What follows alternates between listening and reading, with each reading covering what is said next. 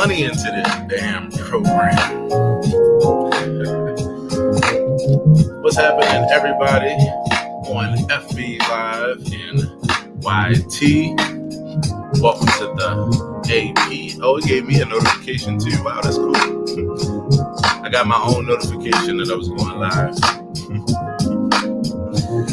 What's happening, family? Hope all is well. We're here rocking with this hump day thing. It's Wednesday, y'all.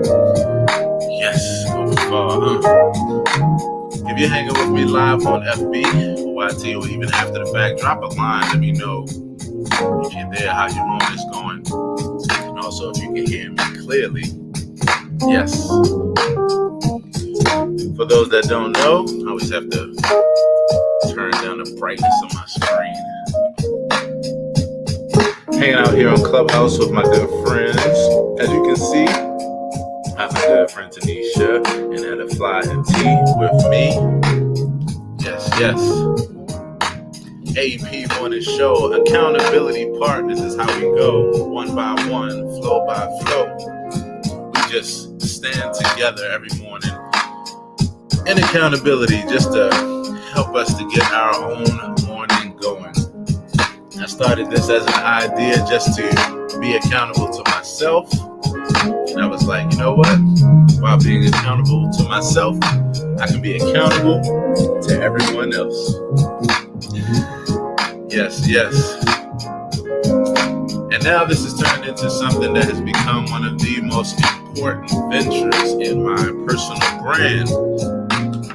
If you told me a year ago that I would be hosting my own morning show, I probably wouldn't have been surprised ultimately, but at the same time, I would have been like, that's dope as hell. Because I always allow for myself to flow with those creative juices, which is how I came up with fruition music, performance tracks, is also how I came up with Aaron Hill TV, the 10% health, the 10% self-care, 10% happier journey, which I'm excited about because today starts a new segment around about the 8 o'clock, between 8 and 8:15 time, where we chop it up about something related to self-care. I give some thoughts. In fact, I put it up on Instagram if you get a chance to pop over there. And if you're on FB with me, all you have to do is look at my last post. It's about courage, which is one of my absolute favorite words for a number of reasons, in and out of season, because it's never out of season, actually. Courage is always something that is important. So I'm excited to chop it up about that and everything else as we rap, as we do every morning. So if you are with me on Clubhouse, for my FB Live and YT family, Clubhouse is an all audio app. No text, no pictures, no videos, no shit like that. Only audio. It's just you as the live person, either conversing like this or listening in like my family's doing here. And so one of the things we do in this experience is we invite other people into this conversation via this concept called pinging. I would invite you to ping someone in if you like, and I'm going to actually ping in a few of my friends, people that I hang with every day on this app, people that I follow and follow me. I'm going to start at the bottom of the list because most of the time you have to make sure that people have actually gotten some sleep before you invite them on this app. And the reason why is because this app is so good that many people are on here around the clock, just continuing to grow and meet people that they don't know and connect with people that they do know and all kinds of stuff. You know, making network connections, also sharing their businesses, their products, their services, their life hacks, sharing the things that they're into, this and that. Yeah, it's just that kind of vibe, that kind of flow. So I'm inviting a few people in that I know. And most of the people in this app, for those that are with me on these other platforms, we've been rocking together for years. And so now I continue to meet new family. And as you all know, always continue to build new tribe. And so that is what we're doing here. So I want to thank you all for hanging out the AP Morning Show. We stand here as accountability partners. And on that tip, if you are hanging with me in the audience, as you can see, then you can invite yourself up to the stage so that we can say, hey, our only goal, and if you're having the time right now to just kind of sit back and relax, think about one thing that you would like for us to stand in accountability with you on. A personal goal. It could be a goal for your day, it could be a goal for your week, it could be a goal for your 2021. My only goal is to just stand in affirmation with you on that until it's done, until you see it all the way through. So I'm here for you. And so on that tip, I want to say hello to my peeps. And if you'd like to continue to just listen to this as your background radio show, then by all means, you can do that too. But at any rate, as always, thanks for coming through. Welcome to the AP Morning Show. The way we're going to kick this off is that I'm going to, as always, I always like to share a few quotes, a few originals. And these are originals that I've written over years. I mean, I've been writing original quotes, been writing original quotes for a while now. And so it's something that I like to do and like to share with other peeps. So let's get into it. These are a few from my Medium series. Here we go.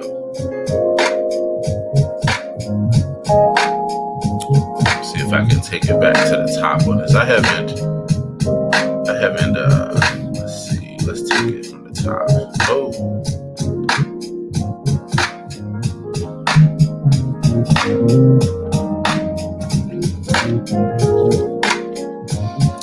App froze for a second. I'm gonna have to wait until this comes back.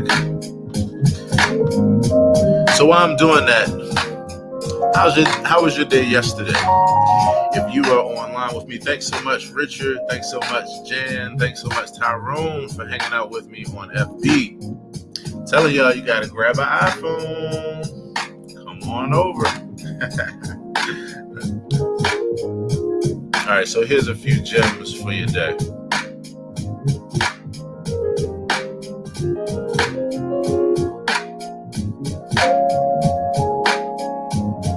Be true. Be confident. Be unique. Most of all, be you.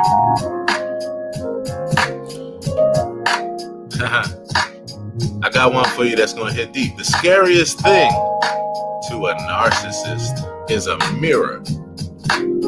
They can't bear to see themselves even though their disposition and actions exude as intentionally grandiose. Most people don't realize that. You might have a person that is very narcissistic that it seems like all they do is want the attention, and that's true. But when you hold up a mirror to show them who they really are, they're like, I'm melting. They can't focus on seeing it. Speaking of focus, instead of focusing on results during your meditation practice, look for results in your everyday life. You should notice an increase of self-awareness, awareness of others, a more at peace, calm, and more self-controlled presence, more room and empathy for others, less impulsiveness, and more thoughtfulness to all your actions.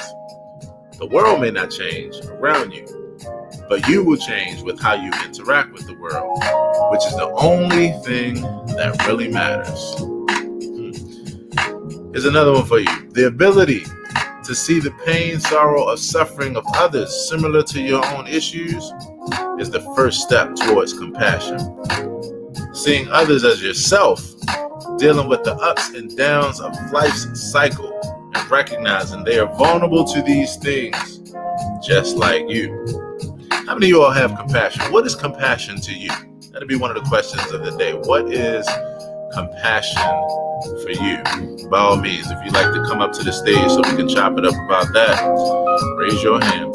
There's a thin line between relentless perseverance, and the definition of insanity loop. Only you know when it's time for you to continue forward or to make a change. Be open, but let no one dictate that decision for you. Be well. Here's another one. I wrote this one right here about at least 4 years ago, based on one of my favorite influencers, the great Bruce Lee. Be water. Learning to accept the destination as the journey means to always be open to new understandings, new revelations, new information, new outcomes to what you may have previously thought would be a different way. As long as you do this, you will be realistically applying the only consistent fact in life. The only thing that's 100% consistent in life is change. Like Bruce Lee put it, be water. Allow yourself to mold and shape with the different changes in life. It may not be easy, but it's doable. And it's the only thing that makes sense in the long run. This is the only way to achieve true harmony and peace in life. Here's another one. I love this because this talks about judgment. Can you relate to this? If you can, and you're on these other platforms, drop a line. I'd love to see if you can relate to this. How many people struggle with judgment? Once you stop worrying about other people's judgment and move forward, you quickly realize that there was never a reason to care about their damn judgment in the first place. It was an overrated fear. Save yourself the time and hesitancy. Take back the power you always had and live your life in a way that makes you happy and reaches your goals. Your quality of life depends on it, and your future deserves it. Here's one more for you. Work to mirror. This is something that I learned about 3 years ago, and this was really, really good. This was an emotional intelligence boost right here, and I'm so appreciative. I can't state this lesson enough. Work to mirror back to others, to let them know that you understand them before you tell them what they quote-unquote need to know. The reason why is because feeling understood is more important than feeling enlightened.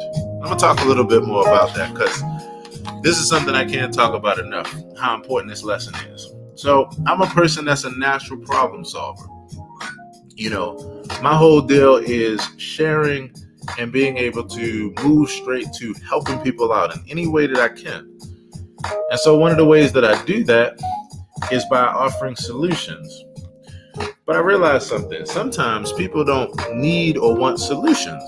It's not that time yet in the journey. It's not that time in the process. Sometimes people just need you to hear them out and to just stand with them in what they're feeling. To say statements like, oh, wow, this must feel like X, Y, and Z. I can only imagine what this feels like. Wow, that must really have bothered you when that happened. Wow, that must really hurt. This must be really tough. And just staying there. And I tell you, you know, as a person, again, who's a natural problem solver, this was one of those things where, man, I didn't even realize it until I would look at the way transactions and interactions would go. And some would go really well, and some would go straight down south. And I'd be like, wow. And I was like, oh, at one point I realized, you know, because it was shared with me, I don't need you to solve my problem at this point or to help me in that way. The only thing I need you to do is to just hear me out and stand with me. So it means a whole lot to stand with the person. So remember that. Mirror back the feelings of others before you go to problem solving. And then another little tip with that is even before you go to problem solving, it's a really good idea to ask a person if they even need you in that way. Because sometimes it feels very, very intrusive to offer your 2 cents before a person has invited you to do so and before they really need you to stand with them in that way. So remember, mirror back first. Yes, yes. So I'm going to do a quick reset of the room. Once again, everybody that's here hanging out with me on Clubhouse, what's up, family? As always, it's good to see you. And if you would like to come up to the stage so that we can say good morning to each other, by all means, raise your hand. You know how to do it. We can come up and we can say hello to each other. And if not, continue to hang out. I want to say hello to Blake, hello to Walter, hello to Tanya, hello to T, Edafly, SP, and Tanisha. It's always good to see you. Yes, yes. And so on that tip, one of the other segments that I'm introducing in this particular experience that I'm excited about, because I've been doing this every day on FB and YT, every single day since 2019. Not every day, but most days. And so I have an entire series that's called the 10% Happier Self-Care Journey. This was a journey that I started a while back. And I'm excited about it because as of 2019, I embarked upon a journey that was revolving around this app called 10% Happier. In fact, I'll show it to you all. That's on FB, YT in a few minutes. And so this is where I talk about something related to self-care, mindfulness, meditation, the whole nine. So if you're listening to me under the sound of my voice, all you got to do is go to my Instagram page, go to my Instagram, and you'll see the very first post. I'll show it to you. And if you're on FB, look at my very last post that I posted this morning. This post deals with one of my favorite words, and that word is courage. Courage is one of my favorite words. So read the caption and drop your thoughts. Let me know what your thoughts are about courage. Let me get set up here because I am going to share with you. I'm going to share with you something from my newest project as well. Serenade, Volume 12.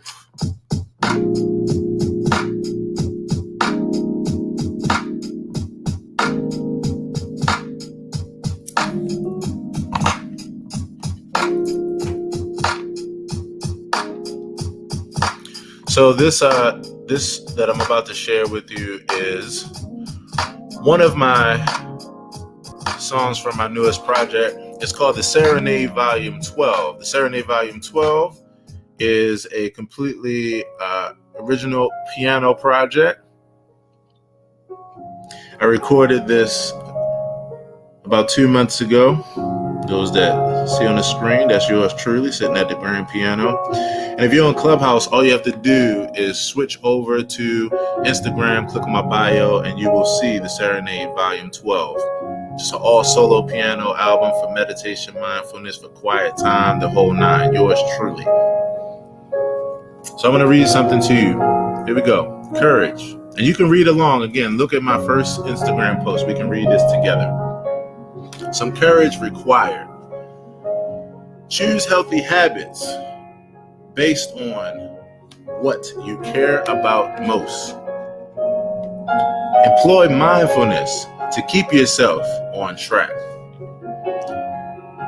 Use self-compassion instead of shame when you inevitably stray. If you find a gap between a healthy habit you want to form and the way you're currently living, this is a good sign, actually, believe it or not. The reason why is because awareness is the first and most important key to change. I tell you, it's one of those things where even before you actually change something, the fact that you're aware of it speaks volumes. Changing the way you live requires courage.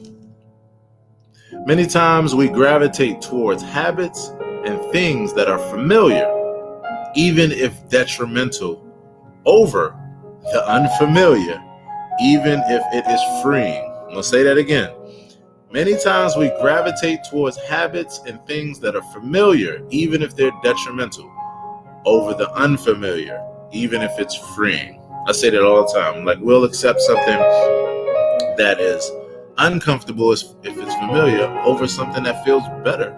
It's unfamiliar. But that is because of the fact that we're creatures of habit, and because of the fact that, for us, as long as there's no surprises in the mix, we'll deal with it, which many times is very, very detrimental to us.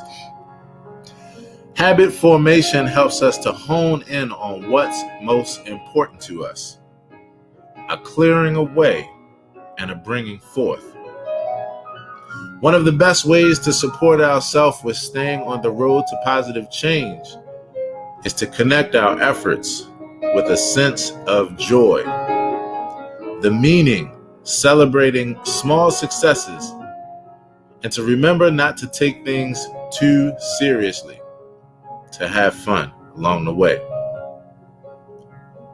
The intention to see ourselves and our unhealthy habits clearly is a very meaningful and noble intention. So this is what I want you to do. Celebrate, celebrate, celebrate every little step and small victory that you have on this journey and that you've had on this journey. Pausing to look more closely at these experiences often allows us to realize and to even be more appreciative of our growth, thereby giving us more joy and confidence. Last 2 points.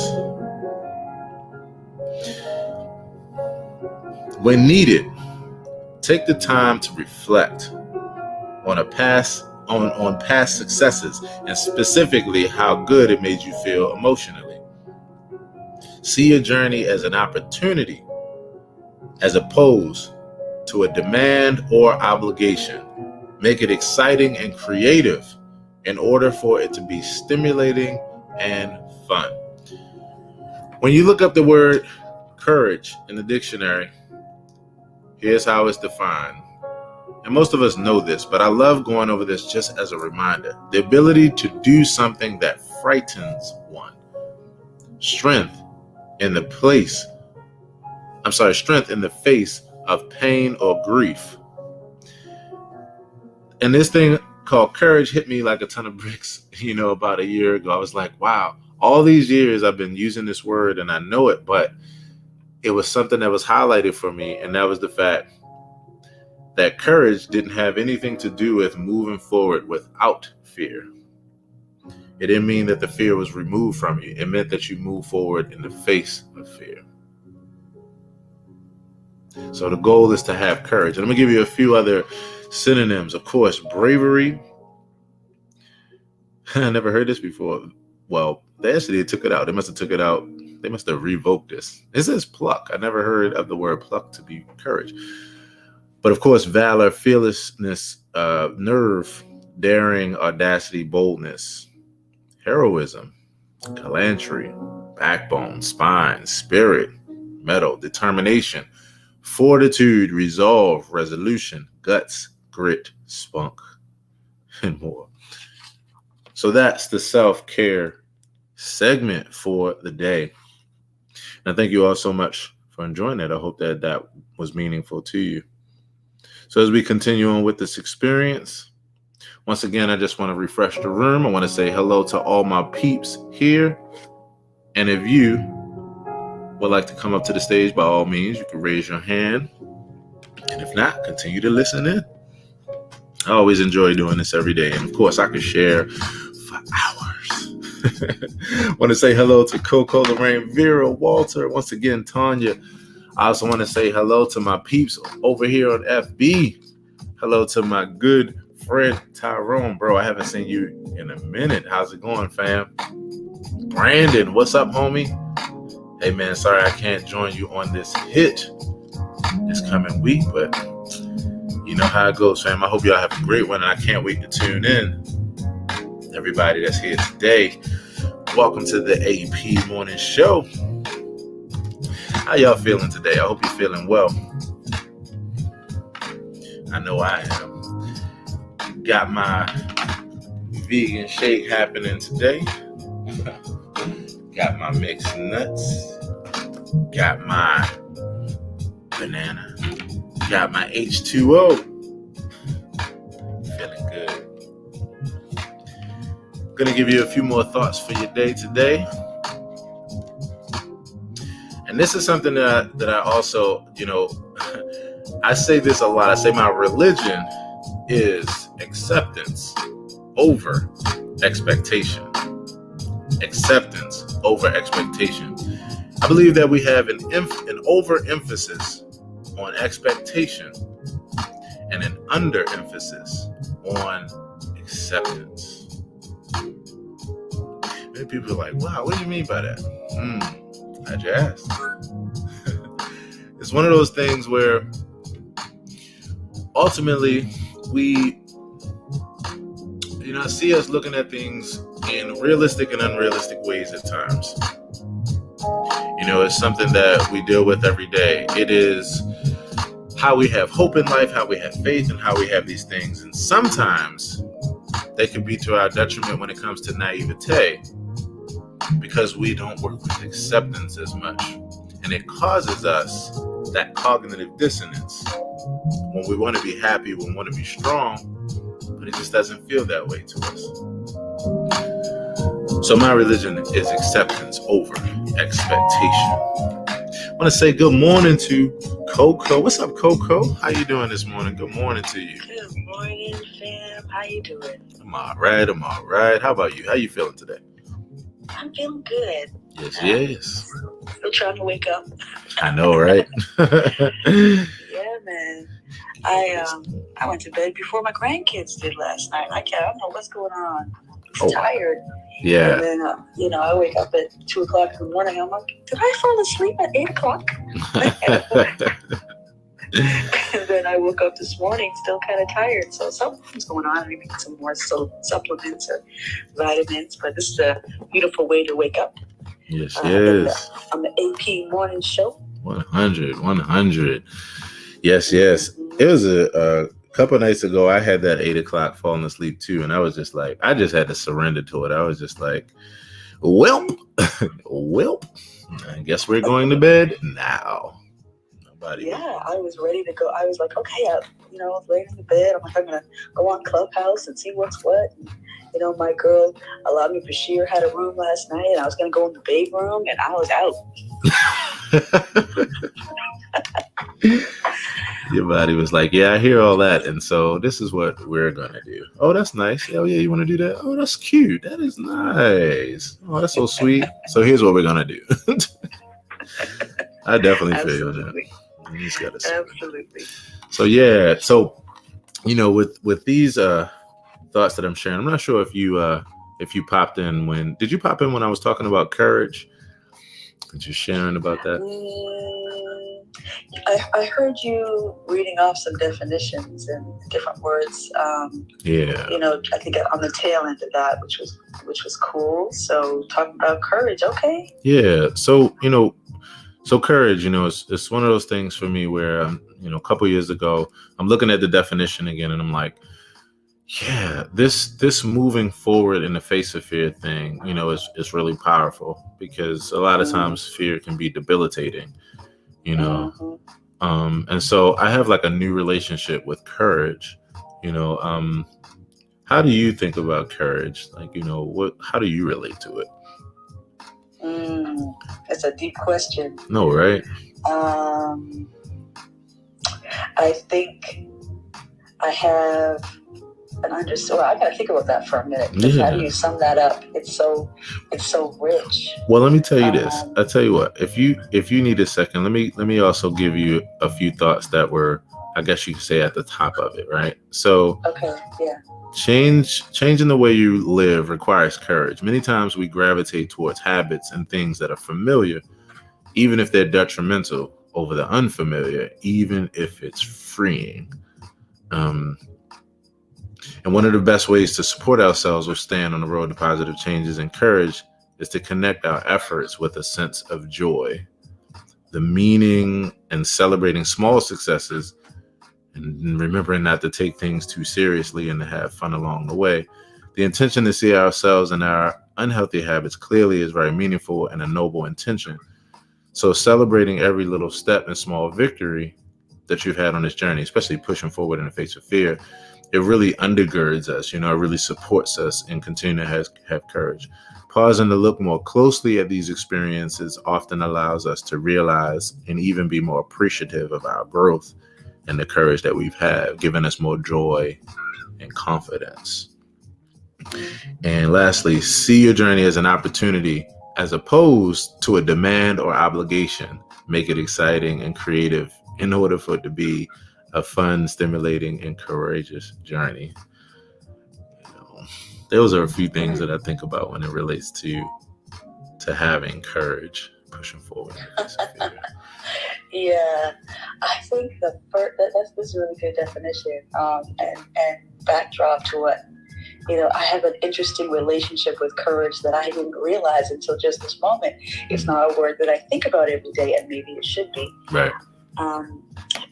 But I remember the first time I met courage in my own heart was when I was pregnant with my daughter at 17. And she made me bold and courageous. Just the idea of, bringing life into this world. I was like, yo, come for my child. Like, come for me now. Like, I've got a baby in here.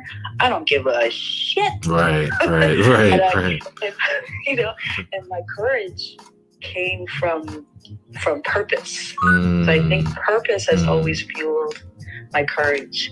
When I can go, when the thing that I need to do, or the person I need to love, or the goal that I have is so much greater than the consequence if I do, follow that path.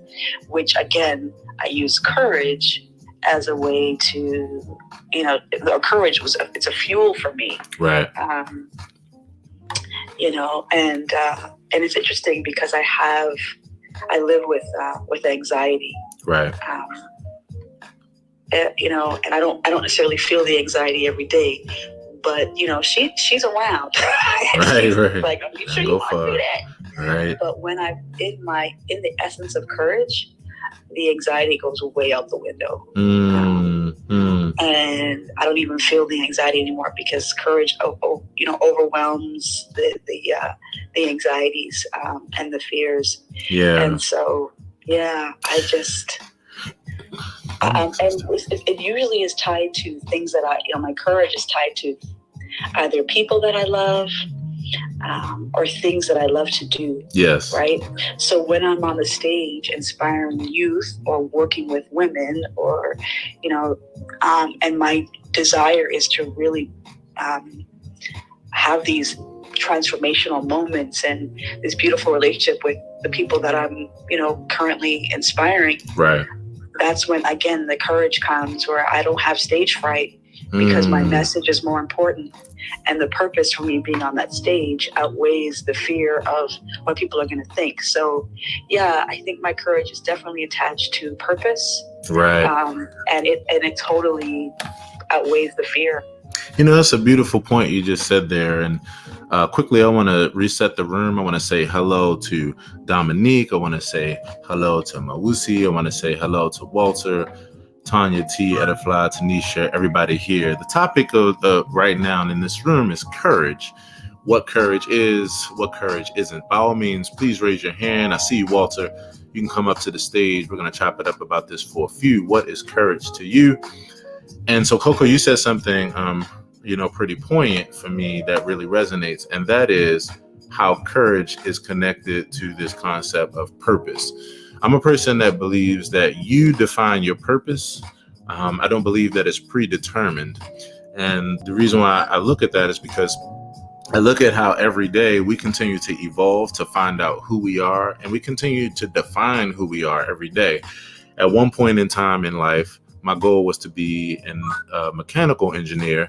And as I was on that path and on that trajectory, looking at that took me to audio engineering. It took me to music. It took me to these places. I could literally hit end room right the fuck now and open a book on mechanical engineering and change everything if I want to. The thing that drives my courage is that sense of purpose, because of the fact that it motivates me every day to do the things that I'm doing. And so I can completely relate to you on that. I want to also say this to you, and I want to see what this sparks in you. So I love synonyms. And so I read a few synonyms off earlier. Now I'm going to read some antonyms to get our brains going. Again, the topic right now is, what is courage to you? So this is an interesting thing. I'm looking at antonyms, and the first word that comes up, which I'm surprised by, I'm like, this must be a typo. The first word comes up is humility, which is interesting. I know, right? That's funny. It's hilarious. I'm gonna actually look at like another search result. Like I clicked on the first one, but I'm gonna click on another one and see if it comes up. But here's some other ones that do to me fit even better. But I like learning new words. Mousiness. Never heard of mousiness before, actually. Mousiness. Yeah.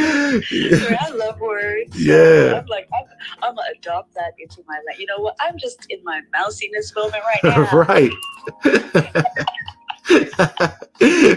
With your mousy ass. Like, that's what I'm be saying. Come on the stage with your mousy ass. With your mousy ass.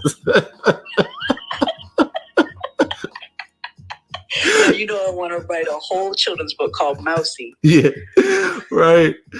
Oh my gosh. So okay, that's sorry, one. okay. Oh no, you good. You good. That's what I love about this, because you know it does spark so much fun. So yeah, mousiness.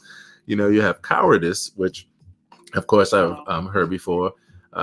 Timidity, indecisiveness, cold feet, faint-heartedness, indecision, feebleness, weakness, softness, hesitation, impotence. Now here's another one right here that I've never heard of before. Poltroonery. P-O-L. Right, poltroonery. Poltroonery. Poltroonery. In a second, I'm gonna click on that and read the definition. And then the last couple are meekness, irresolution, ineffectualness. Never heard that before. Ineffectualness. And then the one we're most commonly, the one we're most familiar with is fear. Here's poltroonery. Poltroonery. Where'd you go? Definition: the practice or condition of participating simultaneously. Oh no, that's that's funny. Okay, let me go back. Let me look this up directly. Poltroonery. Poltroonery. Definition of poltroonery. Damn, is there a definition? I think somebody made this shit up. It sounds like a fake word to me. Yeah. It sounds like a fake word. Right. Okay, here we go. Merriam-Webster Dictionary. All right. Come on, Webster. Help me out. All right, here we go. Damn it. What is going on? Okay, so it looks like, it actually says means pusillanimity. Oh, I can't even read this. Pusillanimity. Never heard that even before. And it just goes back to cowardice. Okay, some people hold on a second. So you have a word that you don't know what it means, and then the definition is another word. There's another damn word. I'll find out this rabbit hole we don't. Exactly. You know what though? It looks like it's another word for cowardice, because it literally does not have. Okay, it says French. That's why it's a French word. It's like a French way of saying. Yeah. What is the word again? Poltroonery. Yeah. Poltroonery. Yeah, there you go. Poltroonery. There you go.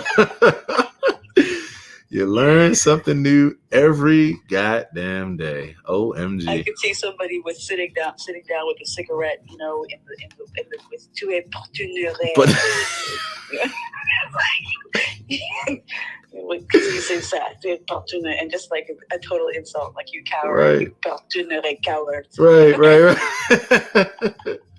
Right. Yo. Okay. I know that's one for you, right? And then here's mousiness, right? So, of course, mousy by itself means quiet and timid and effectual. I like this thing because I never heard of effectual before. And so that's what it means to be mousy. So we learning something new every day, every single day. Just out here educating ourselves.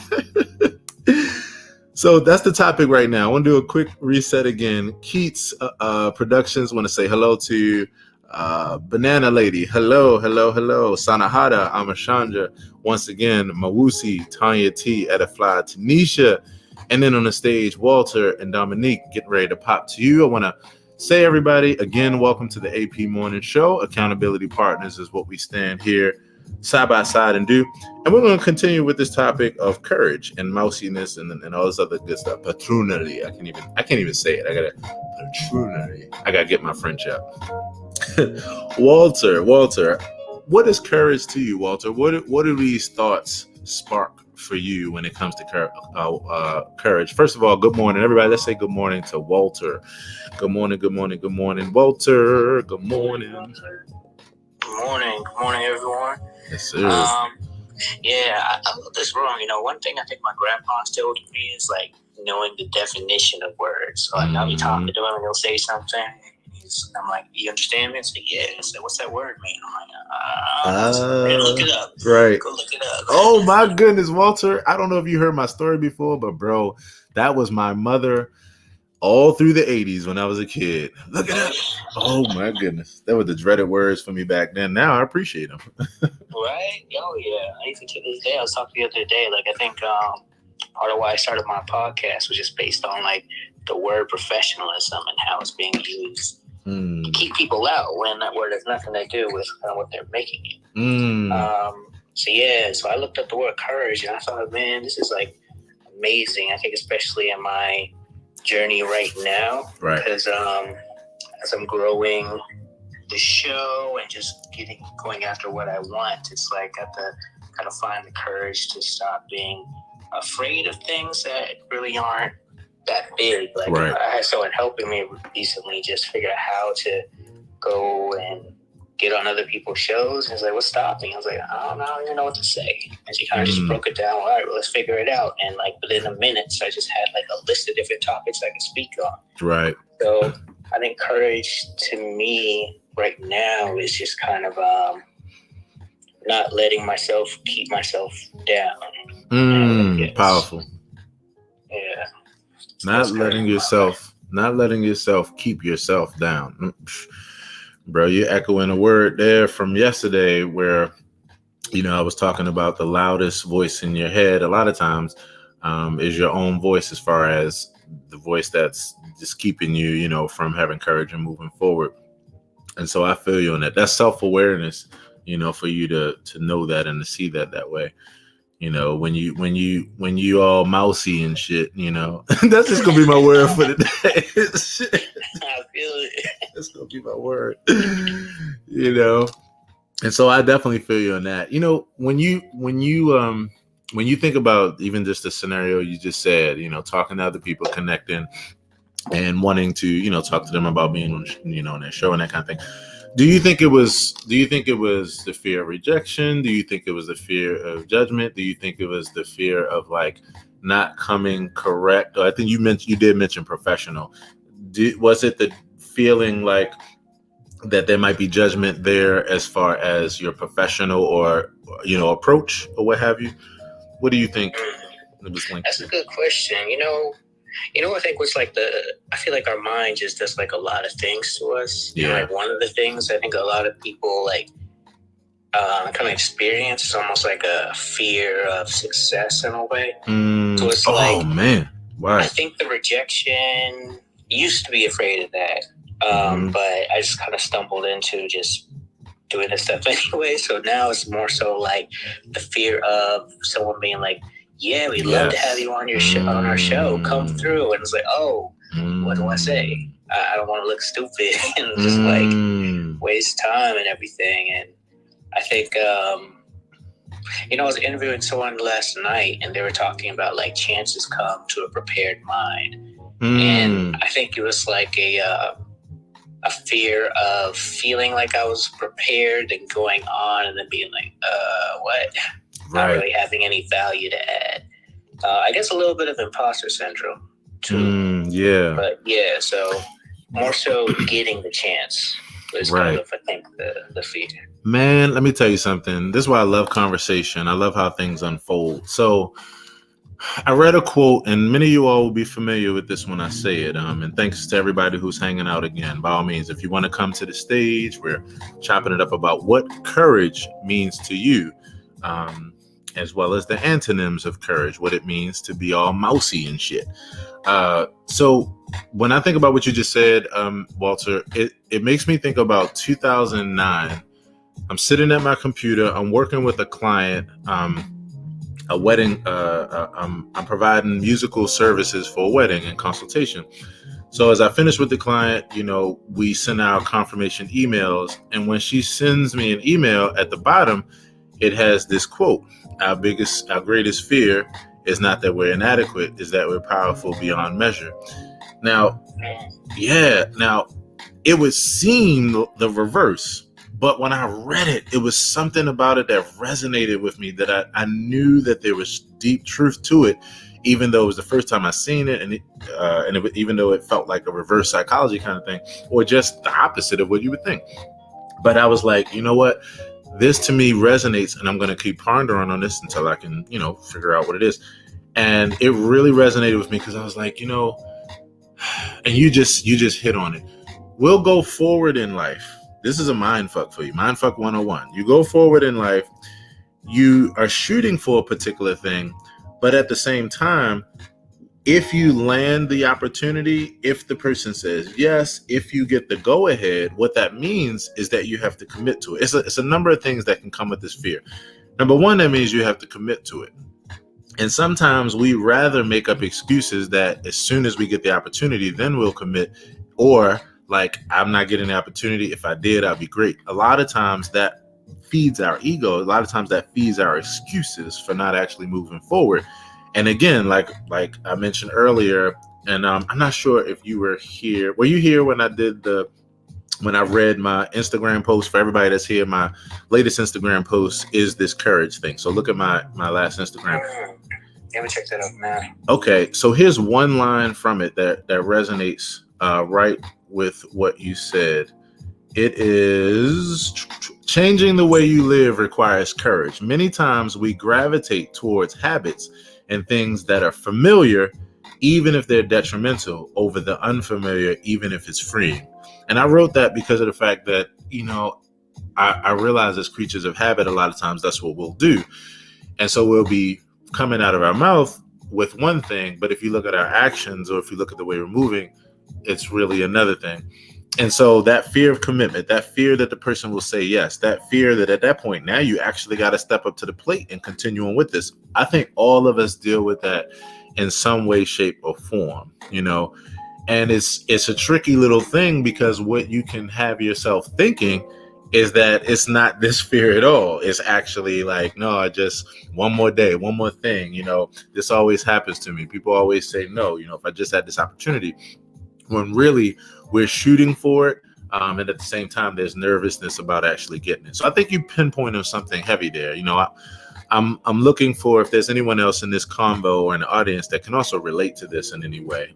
Coco, is that something that you can relate to too as well, Coco? Like that kind of mousiness there, where it's that you're shooting for something, but if you be honest with yourself, over, in some example in life, there's been a time where you have been afraid of actually it going forward because it did mean something else, like commitment, or it meant stepping up to the plate in a particular way. Oh, you have no idea how this is affecting me right now. I used to be called Mickey Mouse when I was a little girl, and I had puffs in my hair when my afro finally grew out, and so they used to call me Mickey Mouse. And another guy that I had a crush on, his name was Ronald Duck. And I was shy, I was mousy, as a way to protect myself. Right. From it was a survival behavior based on what I was going through at school, particularly being bullied and that kind of thing. Right. And so I always felt like this little mouse, and I tried to squish myself up and into not being seen. Right. And so, yeah, man, if you look up the word mousiness in the dictionary, you probably should see my picture my kindergarten picture. Oh. Yeah. So, I mean, it's beautiful how, how we evolve, and how, especially the word that you said too, humility. Right. Which was another definition, right? There was this false sense of humility that I had. I used when I got a bit older, like, well, I'm not going to say too much. I don't want to, meanwhile, I wanted to say something, And so it wasn't until, again, I got pregnant with my daughter, or all these guts and like the other word that you were saying, I just got right gutsy and right ballsy when I was pregnant with her, and I was like, I'm having this baby, bitch. Like, yeah. And so, yeah, I totally can resonate with all of this today. You know, you just said something very poignant, you know, in that last statement about having your daughter. You know, I think about this a lot, and I mention this a lot. Coco, you might even remember me mentioning this. So everybody here, once again, resetting the room. Hello to Keith, hello to Ricardo, Delia, everyone else that's jumped in here. By all means, if you'd like to come up to the stage, we're chopping it up about courage, what courage means to you. And if you'd like to continue to listen into this beautiful conversation, you can do that too. It is literally no pressure. Coco, you said something that's very significant to me because, you know, I often talk about the scene in the movie. Everybody's seen this in the action movie. You have the superhero or the person that's going to go on to be the superhero and survive the story and, you know, help the world out. You see that that scene where the action scene where the bridge is blowing up. They're running across the bridge and the bridge is collapsing behind them and they're running. And if they stop moving forward, it's certain death. If they stop moving forward, the outcome is not good. Now, up in front of them is just as scary, really. You know, a lot of times there's some kind of leap. You know, they always use that in the movie, especially to express human perseverance and even to express this thing that we call bravery and courage is a very common scenario. So you see the person running, you see the bridge collapsing, you see it literally collapsing like under their feet, like if they stop running. And when they get to that opening, when they get to that bridge, they jump. And of course, they're going to make it because, goddamn it, all of us would ask for our money back if the movie ended 20 minutes in or 30 minutes in. But the point is that they make it. And if you think about that scenario, if that bridge wasn't collapsing, if everything was fine, they probably would not make it. There's something about certain things in life that push us over that hump, that push us to that place of courage. And I think about what you just said about being a mother. I think about what you said about here it is, you're faced with this fork in the road. It's either going to be that you push forward and you make this thing happen, or you fall victim to your circumstance.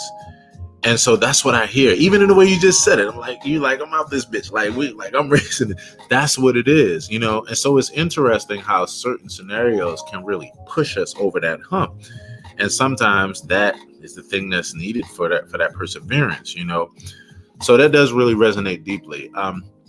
I want to mention one thing, and then we want to say good morning to Dominique and see how Dominique can relate to this. I pulled up a Healthline article that's called Explaining the Fear of Success. And here's what I'm going to do.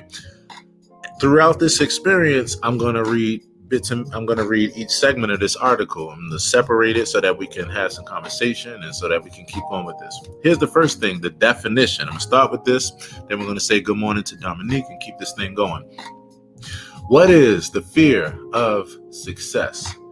Fear of success is when you have an ongoing fear of succeeding, so much so that you might be inadvertently self-sabotaging.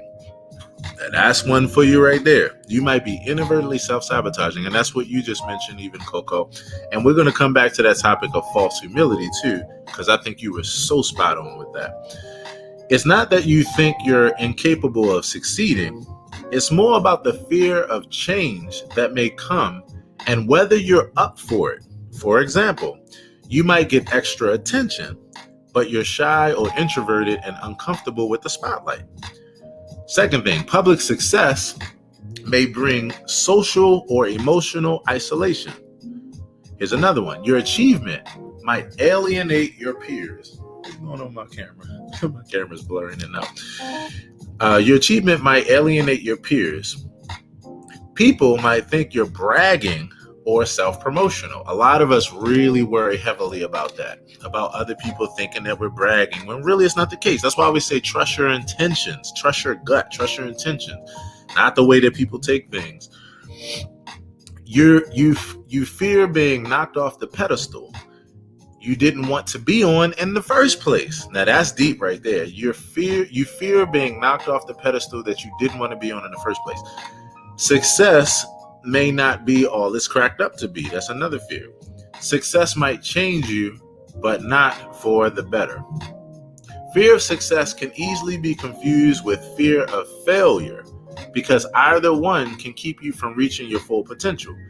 Fear of failure has to do with beating yourself up when you think you've bombed out. Fear of success is more about anticipating how other people will react to your triumph. Now that's deep right there. Fear of failure has to do with beating yourself up when you think you've bombed out, whereas though fear of success is more about anticipating how other people will react to your triumph. Last one, and then we'll jump into the convo again. Fear of success can also be referred to as success anxiety or success phobia. It's even been called you're gonna love this, Coco, and everybody else here. Achievemophobia. Achievemophobia. and actually, it might even be achieve me phobia because it's in the middle is me. Achievemophobia. Whatever you choose to call it, it's associated with a negative impact and overall life It's associated with a negative impact on overall life satisfaction. So this is the first part of this article. Again, this is going to be a huge part of this early part of this show. I want to say good morning again to everybody that's on FB and YT. In fact, I'm getting ready to put it as a banner at the bottom of the screen, which is what is courage to you? And we're going to continue talking about this fear of success. Everybody, let's say a huge good morning to Dominique. Good morning, Dominique. Good morning, good morning, good morning, good morning. Good morning, Dominique. And if you'd like to come to the stage, by all means, good morning, Dominique. If anybody would like to come to the stage to participate in this conversation on courage, as well as the fear of success, by all means, you can raise your hand. Come on up to the stage and we'll keep chopping it up. Dominique, this concept, first of all, good morning to you. How are you doing today? Not too bad. Got some workout in from shoveling snow. Right. Yeah. I feel you on that. I just avoided my workout this week as far as shoveling snow because I'm from Maryland, and this week I took a vacation to Tallahassee, like literally right before the snow started. So you got your work.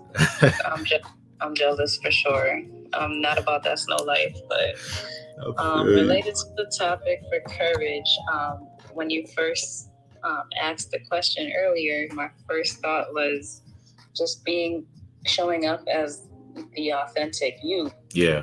So it is doing things scared, and when you also mentioned being vulnerable, it's like that's a fact. Like people that we look up to or look out for, they say what's on their mind, and good press, bad press will follow after, but they typically are being themselves, and their tribe finds them. So in defense of business or whatever you're passionate about achieving, it being authentically you it's not just about like speaking your mind and stuff, but right. On that job opportunity or going to become an entrepreneur, things like that, versus working the job that you'll get paid a certain amount to cover for your family. Right. Those forks in the road can be very difficult to make that decision based on your responsibilities and versus what you really love to do. I definitely feel you on that. And I definitely feel you even on how personal that is to you. Courage is just one of those things, that you learn it in a new way every day, as you face life and as you go forward and make it do what it do, or try to, at least. But I'm definitely feeling, what you're saying. Does this also for you connect to any fear of success? Have you ever had that kind of conundrum in your head where it was like, you were pushing forward, going forward on something, and at the same time while you were doing that, there was a reluctancy as well, so there was like you were. Of course. I'm actually going through it as we speak. Like, I literally took myself away from social media for a good 7 or 8 months. And I'm a creative, doing like branding and all that kind of stuff, social media for people. So I actually, not only put my camera down, but I hadn't created for quite a while. Right. Once I got into these 5 a.m. like accountability groups to work on self-development and just like-minded people, it motivated me to get back online back in November. So once that happened, I did admit, like, take the first step of saying no, saying like I'm not taking on any new projects or long-term clients. Right. That was back in November, and I mean, at the end of the day, we do got to put food on our table. Right. And a goal for me prior to all this happening was to, gain new clients maybe every quarter, like one long-term client per quarter. And those opportunities are popping up in my DMs and stuff, and I'm still just like, I don't know if I'm comfortable, like, in my head, or I was just, I don't want to do it. But I literally am in the middle of something right now where it's, hey, do you want to work with me, like on a higher level, or do I push the project to someone else? And yes, the other person is ready to take it. So, you talking about self-sabotage just now just hit the gut. Like, am I self-sabotaging, or is it really that I need to take a break? I can so relate to that, Dominique. And I'll tell you this, this is why I love talking about it, right? Because the only way for us to figure out these things is through introspection and also interoception. And, introspection, has everything to do with us going inward and thinking about it from a mental standpoint, seeing how we actually feel, seeing where our mental is, and just examining it, being able to just ponder and just meditate on that. Interoception is like how our body feels, and how it actually shows up and manifests itself, physically, whether it's in the form of cognitive dissonance, where you feel it and you actually internally, think that way or feeling that way mentally and physically, or if it's showing up as nervousness, tension, and that kind of thing. But the thing I like about talking about this is you get a chance to examine yourself and say, okay, where am I with this? Is it that there is something that I have reason to actually be reluctant about? Is there another skill set or some other resources, some other things that I need to bring to the table? Or do I have everything that I need? And I'm just afraid of some of these things, like we mentioned here in this article. I'm afraid of, like you say, with the self-sabotaging, that, wow, now I must commit to this, so I got to come through. And even though I can trust myself to come through, I'm scared that what if I don't, or what if it doesn't meet up to what they need and these kind of things. What if it brings more, achievement in a way that brings me more responsibility? There's all these things, and so the honesty with ourselves really helps a lot. But before you can be honest, you got to first inquire within yourself. And that's why I'm glad to even have this conversation. It is to invite inquiry, it is to, embark upon this Socratic method, and just say, let's ask ourselves questions internally so that we can figure out where we really are. Chances are, Dominique, and this is just listening to what you said so far, chances are you're qualified. You're just second guessing yourself. Chances are you have not only what it takes, but you can provide, but it may be that self-sabotaging because of being afraid of the places where it might not work out, where the client might not be happy. But at any rate, not for me to name that for you. At any rate, I'm glad that these thoughts are opening up that thought. And I also think that as we continue, especially as I continue to read this article, my hope is that it continues to unfold and reveal for you what it may be for you, because it could be a number of things, which is why I like, chopping it up about this subject. But yes, most of all, I'm glad that you can relate and that it at least sparks something in you to say, wait a minute, am I doing this? Like, what's actually happening here? You know? Yeah, and another part of the courage too is being open to others. You know, of your authentic self, like building these relationships and speaking on it. So I definitely appreciate this platform for that. 100%. And I thank you so much for taking part in this conversation, you know, and we're going to keep chopping it up about this. And by all means, I hope that this really leads you to resolution, you know, as far as exactly how this thing stacks up for you and what's going on. You know what I mean? So huge good morning to you. I want to do a quick thank you. I want to do a quick reset. To everybody that's in the room, I want to say hello. Welcome to the AP Morning Show. Right now, the topic is, first off, courage. What does it mean to you? And second off, what this has led to is the fear of success. Fear of success. Many people will be like, wow, what fear of success? What does that mean? I mean, we're used to the fear of failure, but fear of success? Yep, it's a real thing. And chances are you've dealt with it in one form or the other. And you may not have realized it. And like Coco said a few minutes ago, you may have actually looked at it and thought about it as a sense of false humility, a sense of like, I used to have a buddy.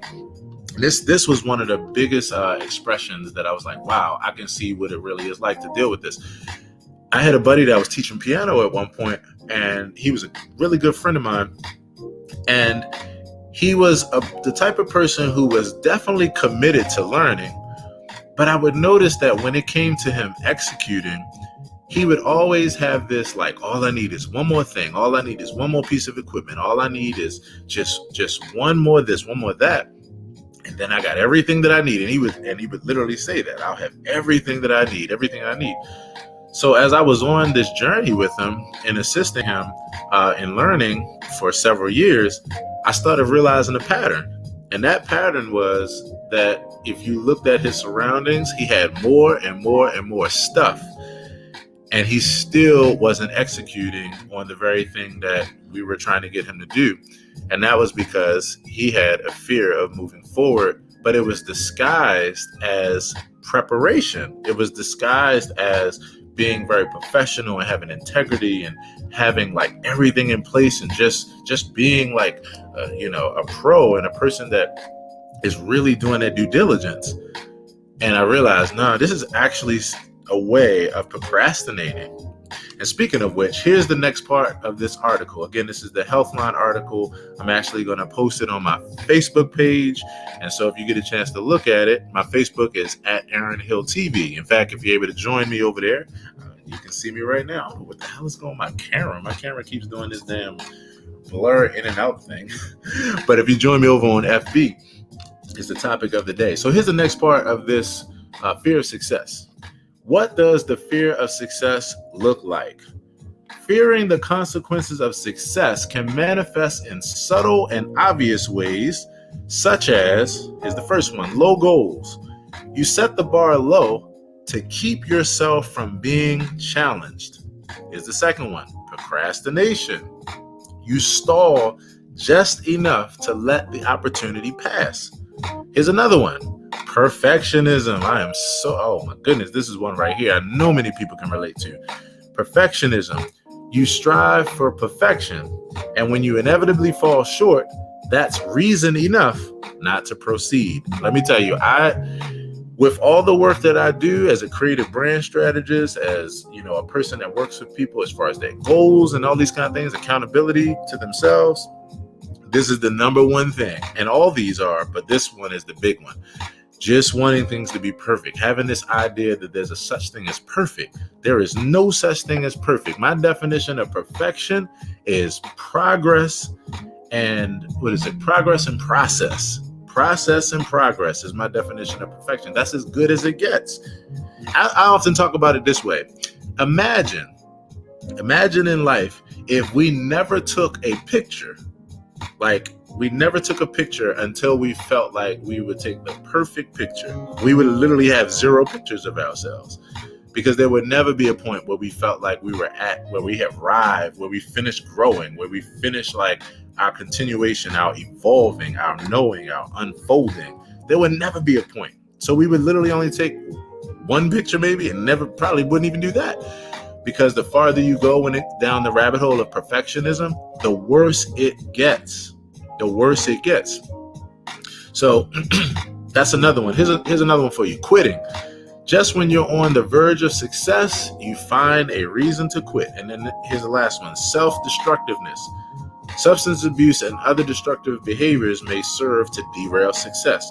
Any of these behaviors can keep you from realizing your full potential. Being afraid of success can cause mixed emotions. A 2001 study on the subject involved athletes and performing artists who reported feeling guilt over asserting themselves in competition, anxiety about surpassing a record established by another performer, and pressure over repeatedly having to equal or surpass your own best performance. And so I'm going to stop there, and I'm going to jump on to the next section after we jump to our segment with Sherry.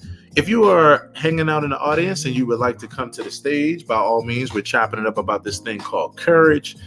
And now, in addition to courage and what goes along with this idea of fear of success, which more than likely you've dealt with, whether you were able to admit it or not, or whether you even knew if that's what you were dealing with, or you thought you were just on the right path to just waiting until you had everything perfect. I also want to say good morning to Deshauna, Tanisha, Diamond, Marcy, Amber, Banana Lady, Sanahada, Mawusi, and T and Edifly. If you'd like to come to the stage, by all means, you can throw your hand up. You know how it goes. And if not, you want to just make this continually your favorite morning radio show and listen in, by all means. I hope it's allowing you to get your work done. And I hope that it's adding to your day where you've learned something to help you on your journey. And so on that tip, everybody, let's say a huge good morning to Sherry. Sherry Goodall. Good morning, Sherry. Good morning, Sherry. Good morning, Grand Rising. Grand Rising, Sherry. Everybody. What's happening? Are you out of the bed, Sherry? That happening was kind of like you sound like you were still under the cover. You like, what's happening? Is that smooth one? That smooth one. Around. That's my morning sexy. I love it. The topic of this day today right now is, what is courage and what does it mean to you? And this idea, this thought, this thing that is hard for so many of us to even realize, and it is the fear of success. Most people don't think this is a thing, but it's when you have an ongoing fear of succeeding, so much so that you might be inadvertently self-sabotaging, because you may not realize it, but it may be because of fear of getting more attention and you're shy or introverted. It may be public success. It may bring on social, emotional isolation. Your achievement might be alienated by your peers. People might think you're bragging or self-promotional. You may be your fear of being knocked off the pedestal you didn't want to be on in the first place. Success might not be all it's cracked up to be, or success might change you, but not for the better. Have you ever had any of these fears? Have you ever dealt with the fear of success, Sherry? Absolutely. Absolutely. How so? How does it relate, to things that you've dealt with? I think early on, professionally, I definitely dealt with it because I got pushed into a limelight that I wasn't looking for. And then I think as I got older, it was, you set goals and then you achieve them, and the fear of success kicked in when it's, okay, so now I did this, now what? So you're scared to move beyond what you've done because you don't know if you can do anything even greater than that. Right. When you say that you were, that was two big points right there, because that relates to the fear of not being able to meet or surpass your own place that you reached, which definitely can be a fear. Many people don't realize it. The first example that you mentioned, I'm curious. I want to dig into that a little bit more. Oh God. Yeah. Here we go. You were put into a position that I think you said that you didn't feel like you were ready for, or your own. Now, the first thing is this: was this a position where other people? It sounds obvious from what you're saying that others or someone else or others thought, like, their perception of you was that you were totally equipped for it or totally ready, right? Right. Right. When you look back on it now, how does it stack up now to you? Because again, before you popped in, we were talking about this reverse psychology that we do on ourselves, where sometimes it really is the case, like in this case, that we're not ready. Other times is that we are, but it's this fear. When you look back now, how does it stack up for you? Were you really not ready and they pushed you into something you weren't ready for? No, it wasn't that at all. It was that I'm good with working behind the scenes and making other people shine. Right. Like, I have no problem with that. And I don't need the shine. Mm-hmm. So when the shine started coming to me, I wasn't prepared for it. And I was getting the shine for making people in front of it look good. So they were shining on me, and I was like, no, I'm good. It's right. Like when they're like, oh no, come out and let everybody see who you are. No, I'm good.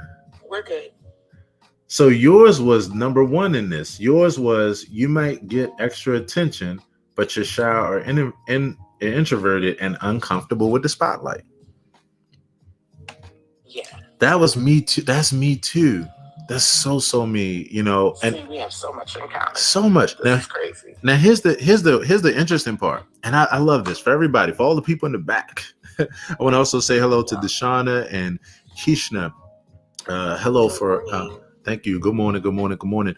So here's an interesting thing about it. I'm wondering if anybody else can relate here. So I'm like you, Sherry, from my core, I don't actually desire the attention. And I'm laughing to myself because, of course, that's funny as hell. I'm sitting in front of a screen where I've successfully figured out how to multi-stream on Facebook Live, Facebook personal page, Facebook public figure page, YouTube Live, Clubhouse, got a bunch of people hanging out, like whole nine. So it doesn't seem that way. When I tell people that I'm naturally introverted, they're like, what were you talking about? That goes back to, I'm glad to see Marcy here because, we can get back to that conversation about ambiverts. Right, exactly.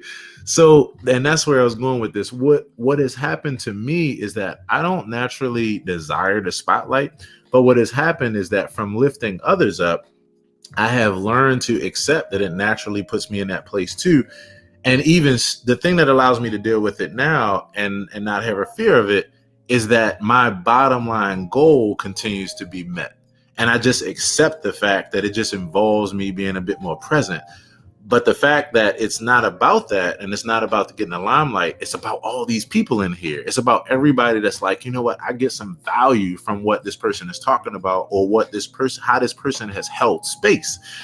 And so for me, it allows me to continue to shift the focus. So now I'm comfortable with being in that place because it's still more so about everyone else.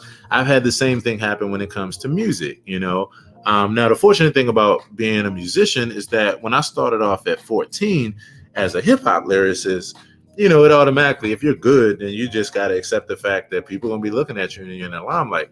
Once again, I was a conduit.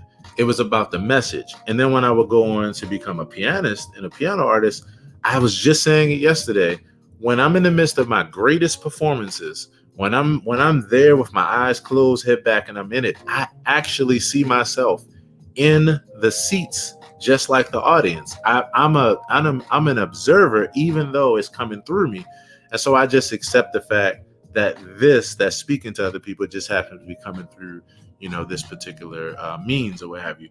So I can definitely relate to you. On the flip side of that coin, let's talk about courage for a second, Sherry. Courage, for me in the last couple of years, revisiting courage again, looking at the definition, realizing that it does not mean being fearless. but it means moving forward in the face of fear. When it comes to courage, what does that spark for you? What is courage to you? What does it mean to you in your life? Wow, that's a big question. I know it's a big question. I should narrow it down a little bit more. Yeah, help me out a little bit. Okay. Do you, when you think about courage, is there a time that you think about, or either a scenario, even if you don't name the scenario, but do you feel like courage is something that you've had? You just explained in another way. Let's talk about a different aspect though. Is courage something that you feel like you've had for a while? Do you feel like, as you've gotten older, is something that is really a major part of, who you are? Do you feel like you're somewhere in between? Do you feel like you struggle with courage? Like, how do you relate to it? Do you find yourself courageous most of the time, or somewhere in between? I guess that's not helping it out. I'm still keeping it too broad, right? I'm trying here. How about this? What's the first? Okay, go. What were you gonna say? What's the first? The next thing, it was gonna be a totally different topic. I was gonna say, when you think about courage, who is the first person that comes to mind for you that is a figure? Okay, we're going back to the other question. You're working me today. You're working me. Okay, so do I think so? I do think of myself as being courageous, but I haven't always recognized it. Yeah. And I think it's because, and I think this may be true for most people, we go through, let me be very specific. I go through stages, or have gone through life, where I was doing things because it's what I wanted or knew to do. Right. And it wasn't because I was trying to do it as an act of courage. But when other people are like, man, like, you're so strong, I can't believe you did that, or you're courageous, like you stepped out on it or whatever, then you're like, what? And then you realize you're doing something that other people may not have done, or right. that, what you have done maybe inspired other people to do something. And again, not wanting to be in spotlight or bragging about anything or anything like that. You just are kind of quiet about it. Right. But I would say most recent, just literally stepping out. And if you read my bio here on Clubhouse, even, I literally walked away from a lifelong career in corporate and marketing, at a company that I've last been at for 13 years. Literally woke up and gave a 2-week notice one day with no plan, no strategy, right. No money saved. Right. I had a 401k or what do you call it, 501, whatever. Right. I had saved. It's early. Clearly it's gone. Right, it's gone like a motherfucker. Yeah. But I stepped out and decided that I didn't like the life that I had. Like, I wasn't satisfied with what was in front of me anymore. It wasn't feeding me anymore. So I quit. I walked away and I decided to live my best life. And I literally, and I put it in my bio to inspire people, because I literally sold everything I had to start a business and move and live the life that I want. Right. So right. There you go. And I mean, I've found for other people, they've said that that's courageous. And I think it is courageous. I mean, who close to 50 is like, I'm just going to quit and go live my best life, whatever that looks like. Without a plan. But, I mean, I knew what I was capable of. I knew what I wanted. So that's what I did. Well, I'll tell you, I was going to still sneak in that last question, which is like, who comes to mind for you as a courageous person? I don't even need to. Sherry, that right there is one of the most courageous things, ever. And there's so many people that can relate to that. I'm that person as well. At 21, I got the opportunity to go full-time as a full-time musician. and it was the opportunity of a lifetime. And I guess I've been always one of those type of people where if I see an opportunity, like it just diminishes the fear. I'm just like, oh my God, because I dwell more in, and I'm going to find this quote that I wrote about this, but I dwell more in the fact that I can succeed than the fact that I can fail. I dwell more in the idea that I can succeed, that I can fail. It really does take, thank you. It really does take courage to be able to do what you did, and it's such a testament to that. One of the other things I want to do, quick refresh to everyone. Hello to Harim, Deshauna, Michelle, Diamond, everyone else that's here that I mentioned. Hello. By all means, this is a conversation about courage. It's about moving forward in the face of fear. It's about the fear of success. If you can relate in any way, how does this stack up for you? We would love to hear from you. You can come to the stage. We're going to be hanging out here until 10:30, sharing not only about this topic, but anything else that unfolds. And so one other thing too, and this is for those that don't know, right here around this 9:00 time, new segment here. It's called Segment with Sherry. Sherry and I are business partners when it comes to consulting with creative brand strategy and these kind of things. And so we help people when it comes to their brand and building, whether it comes to rebranding, whether it comes to systems and formulas, the undergirding, the structure, the whole nine. And so we've been doing this individually in our own businesses. And so as of recent, we've actually formed a consulting company together as well. And so we're doing that not only for you and anyone else who desires outside of this platform, but we're also doing that within this platform as well. We have a version of that in this platform, and it's called the Hot Seat. It's every Wednesday at 3 p.m. Eastern Standard Time. The Hot Seat, creative brand strategy sessions, where you come up on stage and we do a power session with you. We get in 15 minutes what you would get in like several hours, when it comes to your brand and that kind of thing. And so by all means, join us today. And on our Wednesday segment, this was one of the things that I wanted to share about. So in continuing with this concept of courage, this is one of the biggest things that I deal with, that we deal with. Sherry, I know you've dealt with this for years with individuals. It's the courage to move forward with their brands. It's the courage to be themselves within their brands. And that's one of the biggest things that I want to talk about, not for a long time, but just for us to touch on it, and then we'll get on our way. It is so important for you to have courage when it comes to being yourself in this environment that we call social media. It's the way that you win. I always say, even if you're not one person's cup of tea, don't worry about that shit. You are someone else's full course meal. Always remember that. And so with that, you want to have the courage to go forward and to just be yourself. You want to have the courage to just be your damn self, And so we work with people every day on that tip when it comes to that. Yeah, one client comes to mind in particular, and she's just like taking it and running with it. And I'm so happy to see her fly.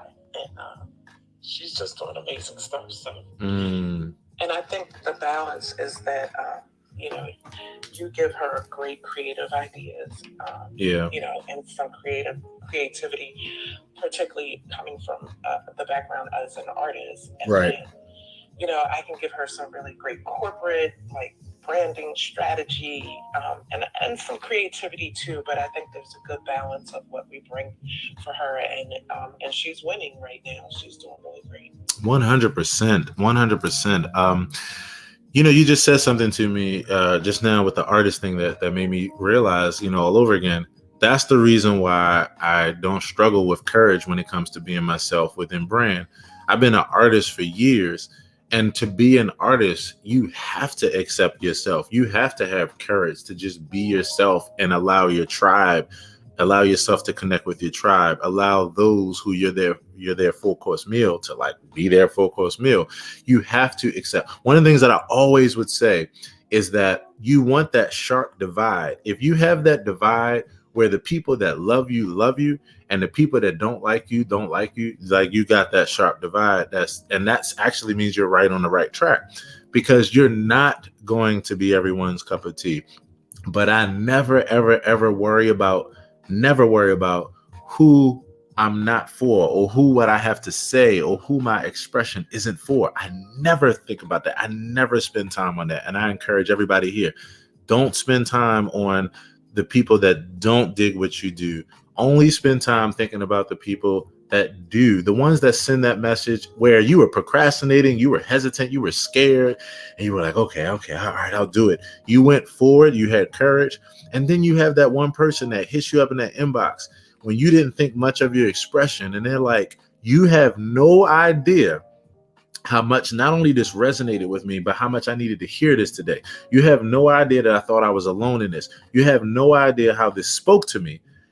And I know that's the case. If you're on the stage and if you can relate to that, if you're by your phone, if you can relate to that, just, give a thumbs up. Yes, it happens every single day. And that's the thing that's reassuring.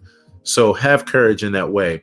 You can inbox us if you're interested in services, one-on-one services when it comes to brand and when it comes to rebranding, or questions that you may have, things that you may want to do, so we can help you to be able to structure and that kind of thing.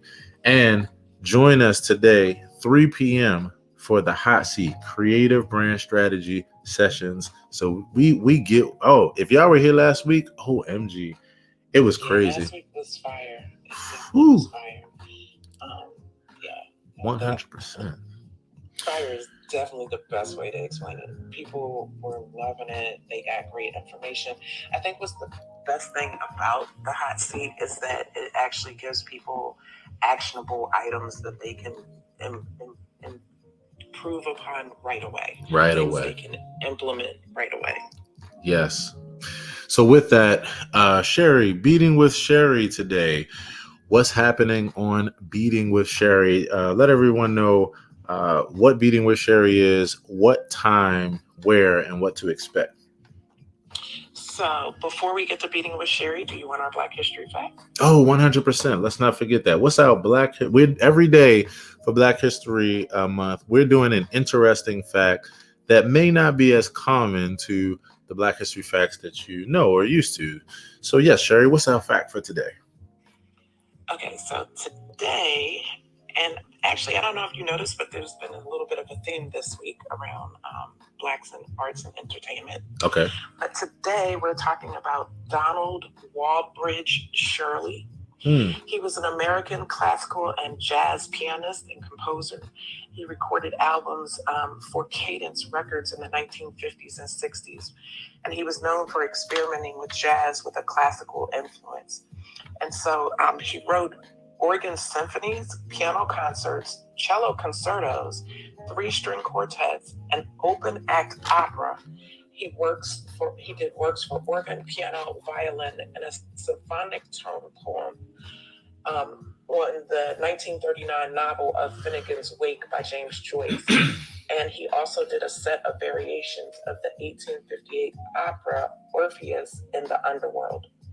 And you all may best know him because he was the main character in the movie The Green Book. The Green Book. Hell yeah.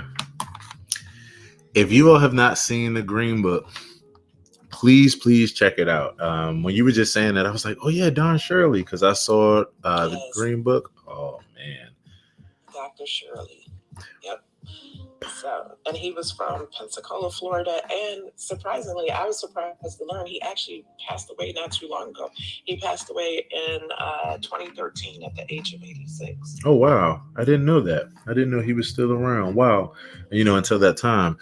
Mm-hmm. Don Shirley, definitely check out Don Shirley, everyone. That's a great fact right there. Great fact, because again, this is a person who's not talked about as much. And when I saw Green Book, I was like, wow. Like it was really powerful to know. And I'll tell you, for everyone here, no spoilers, but I'll say my favorite aspect of that movie was his relationship, with his driver. It really, taught a whole lot. Yeah. They taught each other. It was a great movie. Yeah. So definitely check that out. Thank you so much for that, Sherry. You're welcome. So today, Beating with Sherry, 11:30 a.m. Eastern Standard Time, or otherwise known as Eastern Mid-Central Pacific. Oh my God. Eastern Standard Time, 11:30. Let me just take a second to acknowledge Coco for jumping in with me yesterday, and also thank you, Aaron, for jumping in. Yesterday was a very special and transparent moment where I was being raw and real, and I thank you, Coco, so much for jumping in with me. And today on Beating with Sherry, we are actually doing Co-work Wednesdays, where we actually do accountability. That's how the Beating with Sherry show started out, and we're going to maintain that. So if you want to jump in, talk about what projects you're working on and what you have going on. And then, of course, we also have the regular show segments where we talk about content ideas and empowerment cards and what I'm working on from an artistic perspective. And I'm going to fill everybody in on my oil paint class yesterday. Oh, yes. Can't wait to hear about that today on Beating with Sherry. Oh, my goodness. Yes, right here on Clubhouse. Everybody join our Clubhouse and let us know where else we can join you.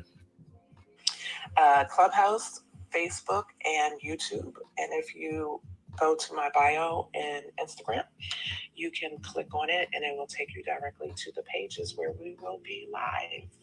100%. Beating with Sherry, stringing together the jewels of life, one beat at a time. Thank you so much, Sherry.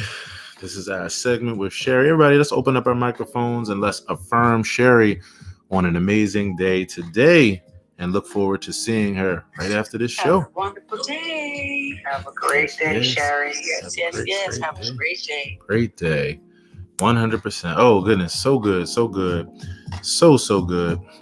I want to say thank you once again for hanging out. AP Morning Show. We got about a little bit over an hour to go. And I'm always excited because I get a chance to hear from my peeps as well as to meet new people. The topic today, the ongoing theme has been this topic of courage. What is courage and what does it mean to you? We know what it is, but what does it mean to you? How can you relate to it?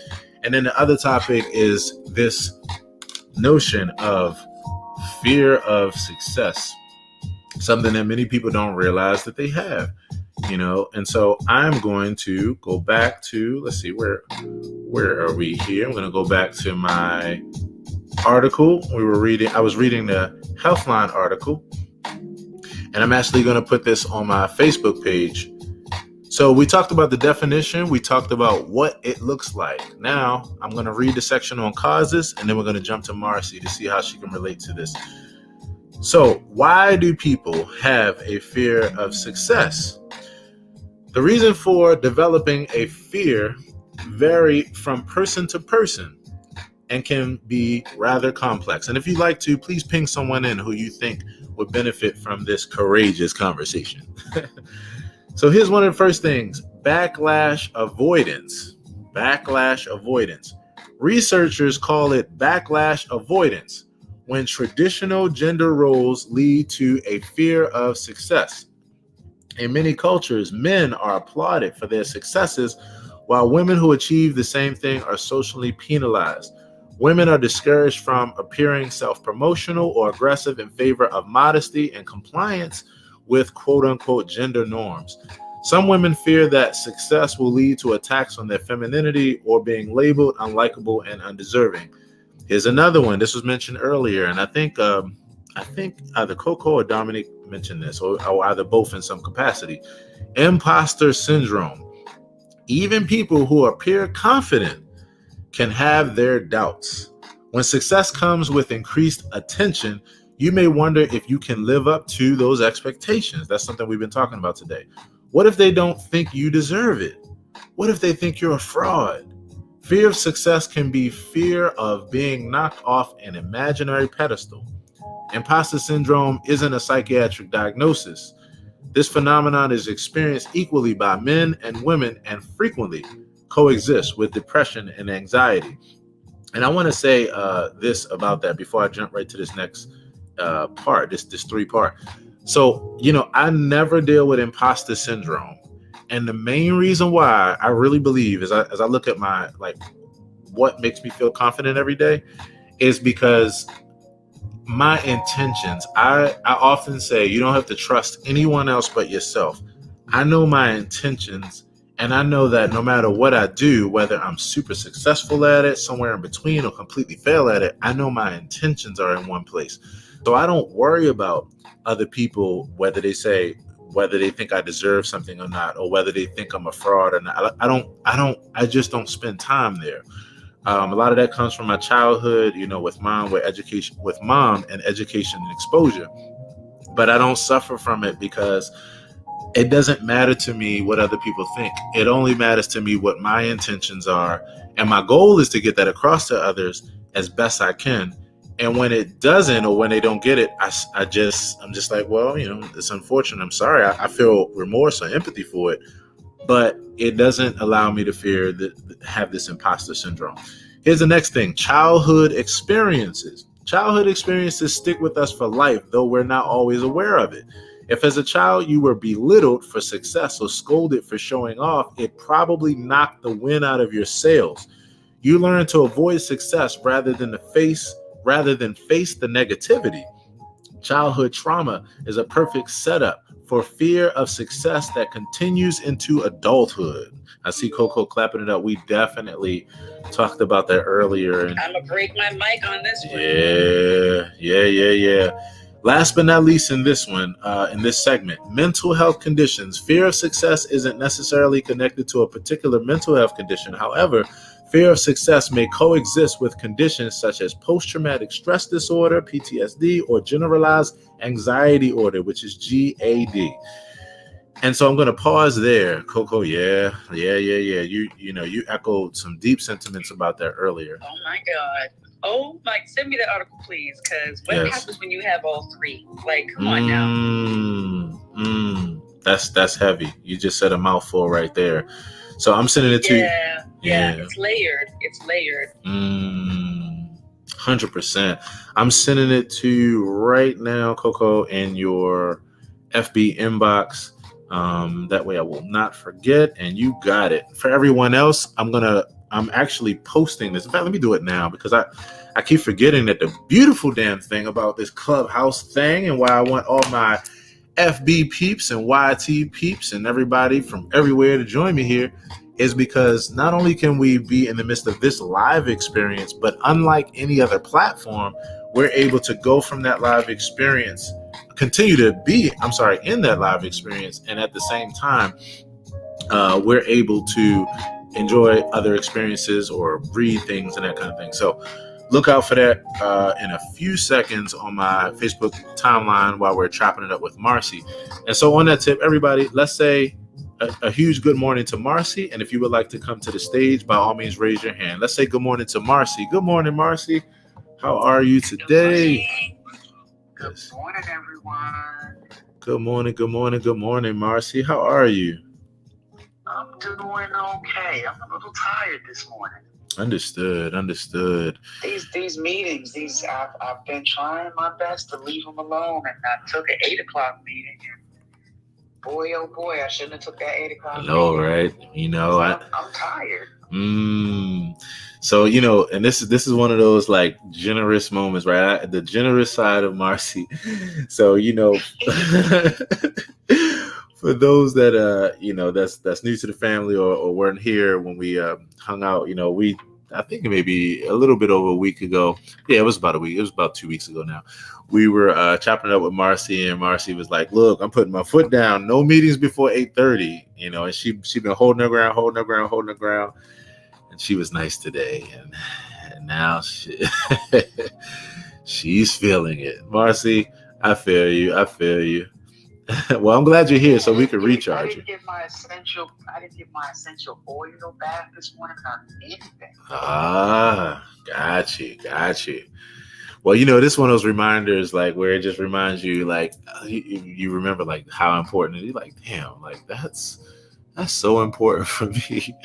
Well, I'm glad we could be here with you, Marcy, to reinvigorate and to give you this boost. Let's get it.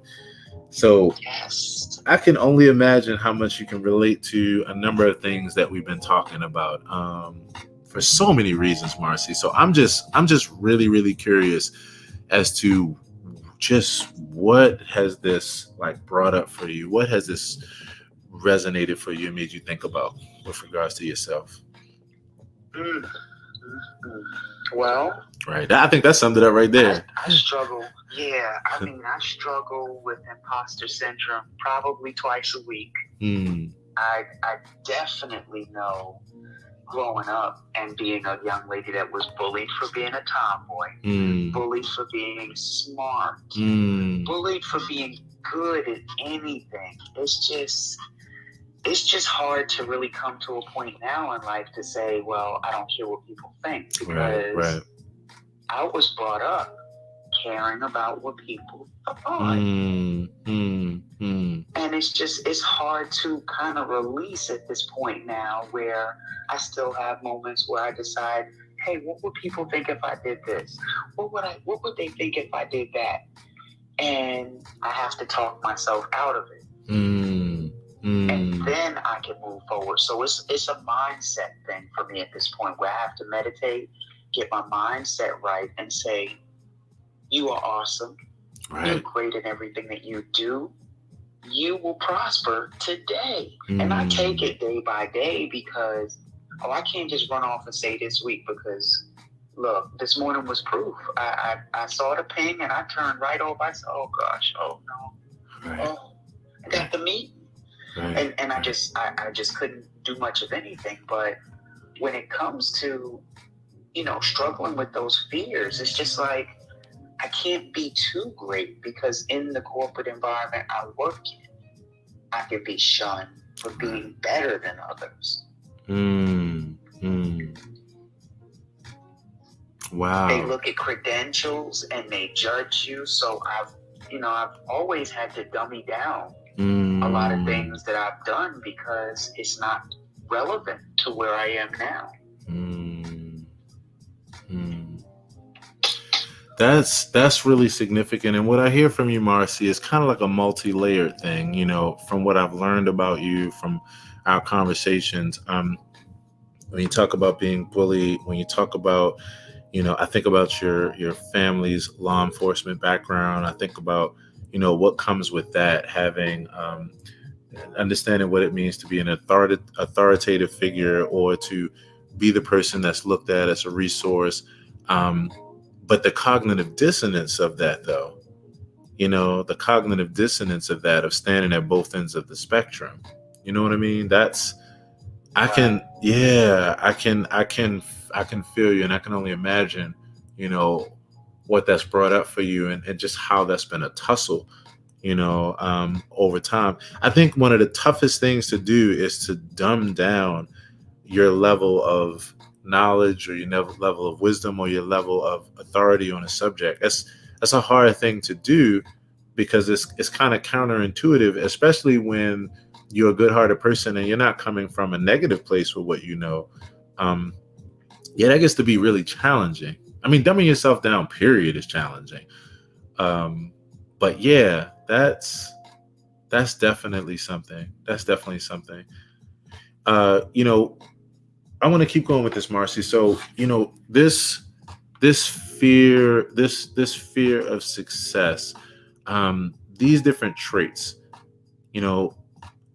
I'm imagining that you can relate to these, or at least, or maybe even have had something where you didn't realize, like, wow, that's what that's labeled, or I've never heard of backlash avoidance when it came to gender roles. Never heard of that. But I look at this childhood experiences and this imposter syndrome thing. Let me get this damn article up, because I need to make sure I don't want to forget this at all.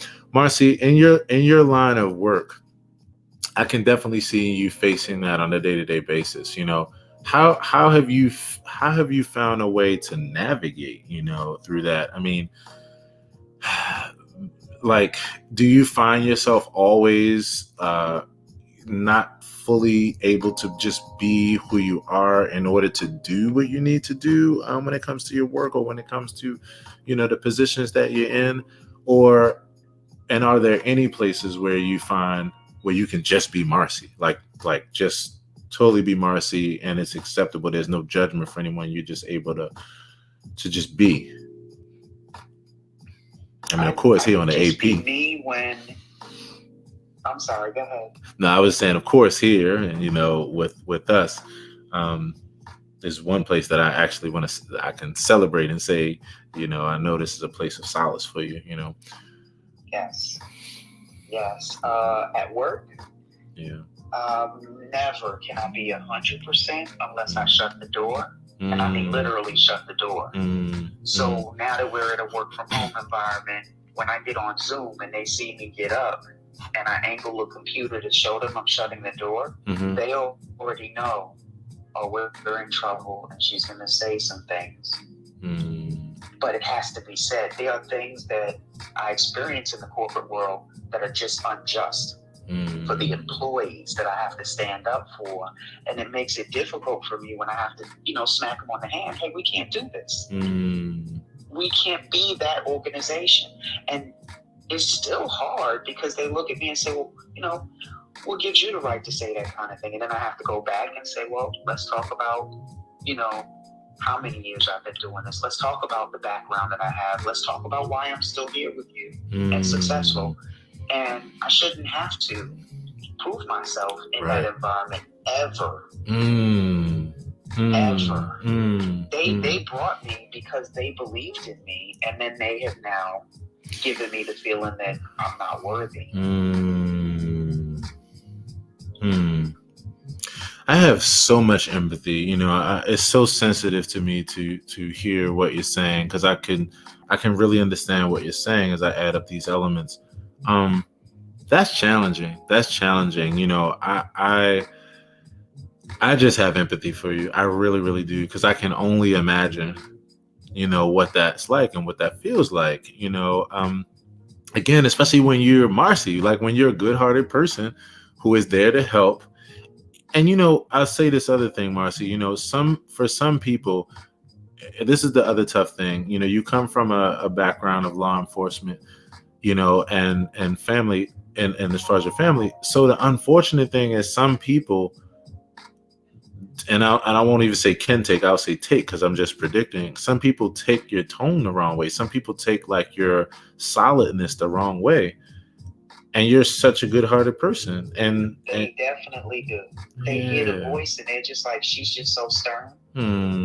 But I'm the same person that consoles people whose pets have died at work. And I'm the same person that will terminate you and drive you to unemployment to help you, or do your resume for you so that you can get another job, or give you a letter of recommendation. Right. And just like, wow, I did not think that you would be able to help me with that. And I'm just like, but that's what I should do, especially because I know it's not always the employee's fault that they become unemployed. Right. Marcy, I tell you, I just want to salute you deeply, because the truth of the matter is, the way that I see you, and this is an important moment here, because it's so important to be seen, and it feels so good to be seen. Like I see you, Marcy, and we see you, and the beautiful thing is, I see you for who you are, which is a person who has both sides of the coin: the ability to be able to be organizational, the ability to be able to be authoritative when needed, to put her foot down, and these kind of things, because we need that in life. We need that structure. And at the same time, that's all undergirded by a person who has a big heart. I said it when we first met. I was like, I'm grateful for the people who you have helped in that way. And I want to say it again.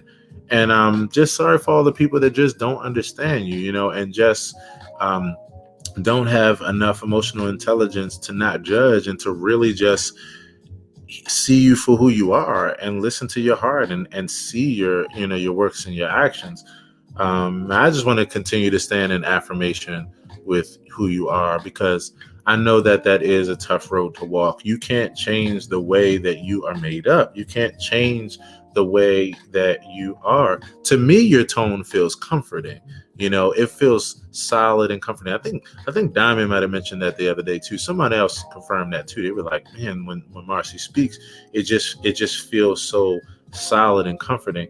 So I just want to say, once again, that I see you, we see you, and I just hope that continually that people will be able to continue to grow, to be more emotionally intelligent, to understand you for who you are. And so thank you for sharing even how you relate to this subject of courage and fear, and that kind of thing. I just really appreciate you on that tip, Marcy. Thank you so much. Thank you. And being an officer's daughter is a whole nother realm. Right. When you look at the type of courage you have to have growing up, when the police officer in the household is the mother and not the father, the aunt, the uncle, and the mother. And it's like everybody in Brooklyn could look and say, oh, there she go. Oh, man. That's Officer Campo's daughter, and watch out because she might be a snitch, or she's this or she's that. But then I'm the same person that when kids get arrested, my mother will come and tell me, hey, just so you know, Sean got arrested, but we talked it down to a lesser charge because I just don't think that it's fair. He's a good kid, he deserves a chance. And I'm like, wow, okay. So these are the same kids that tease me that ended up not doing a lot of hard time in some cases because people in the community knew them and spoke up for them. Yeah, that's really something. That's really something, especially when you reflect on yourself. I'm grateful for how emotionally intelligent you are, because if it weren't for that, like this thing could just even be more and more tough, So I just celebrate you. I embrace you. And we do. And I'm just, as always, it's just so affirming to be here with someone else, and just for you to know that you have your tribe right here with you. 100%.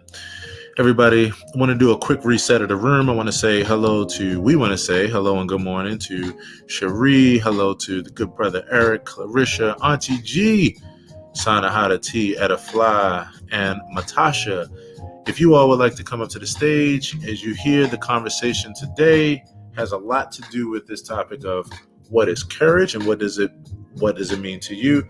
And then this alternate topic, which links with it, fear of success and how courage plays a part in that. Right before we jump to Diamond, I'm going to read this next part of this article. Thank you, Diamond. Thank you, David, for being so patient. I really appreciate you all. Here's the next part of this Healthline article. And by the way, it's up on my Facebook page, at Aaron Hill TV, at Aaron Hill TV. Go to Facebook, read along. Does everyone have a fear of success? It's hard to say how many people have a fear of success because it's incredibly easy to overlook. You might think you're a procrastinator or perfectionist without connecting it to a fear of success. You may be reluctant to talk about it, not recognize it as a problem, or confuse it with fear or failure or general anxiety. You might even have a mild fear of success, but not to the degree that it prevents you from getting where you want to go.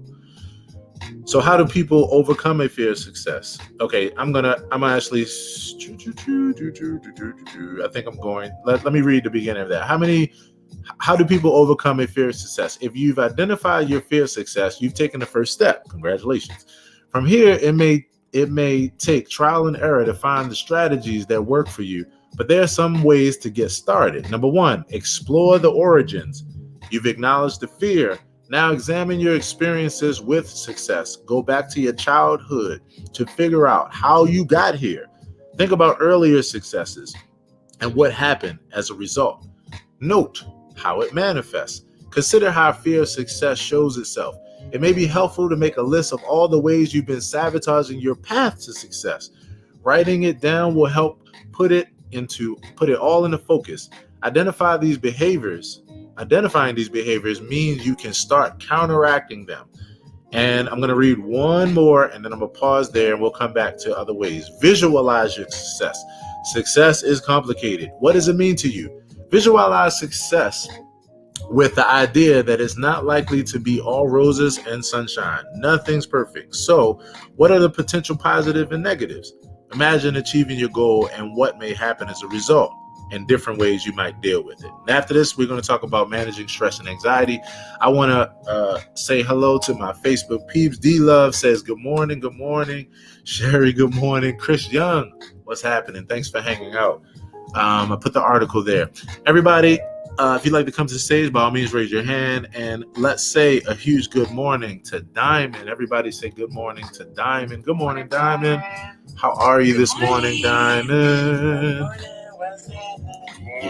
Yes.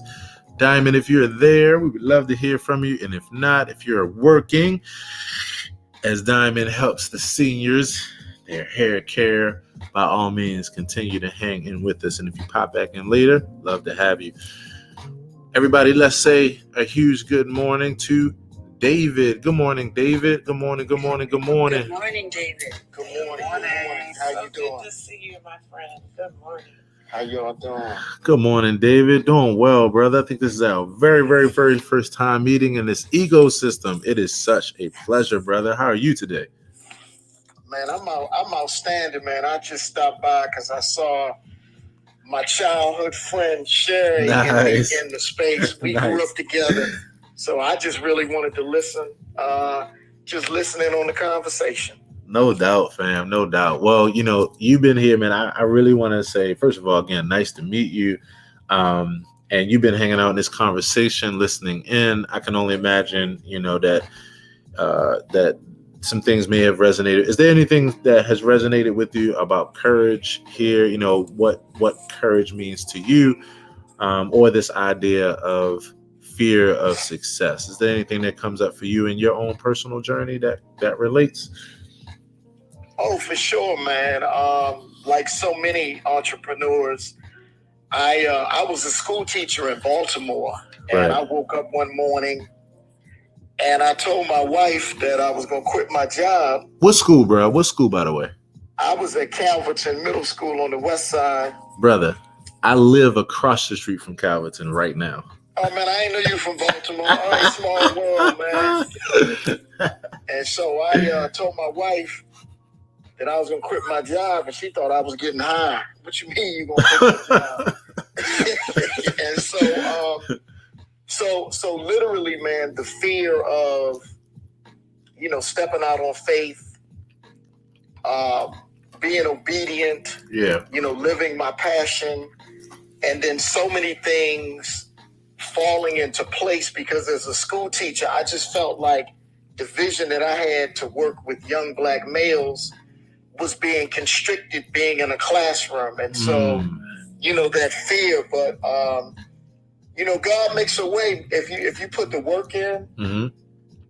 You identify accountability partners, mentors. I mean, I've been blessed to have some dynamic male and female mentors all over the country. Many of them are older than me, but many of them are younger than me. I have mentors who are younger than me, who were teaching me and pouring into me.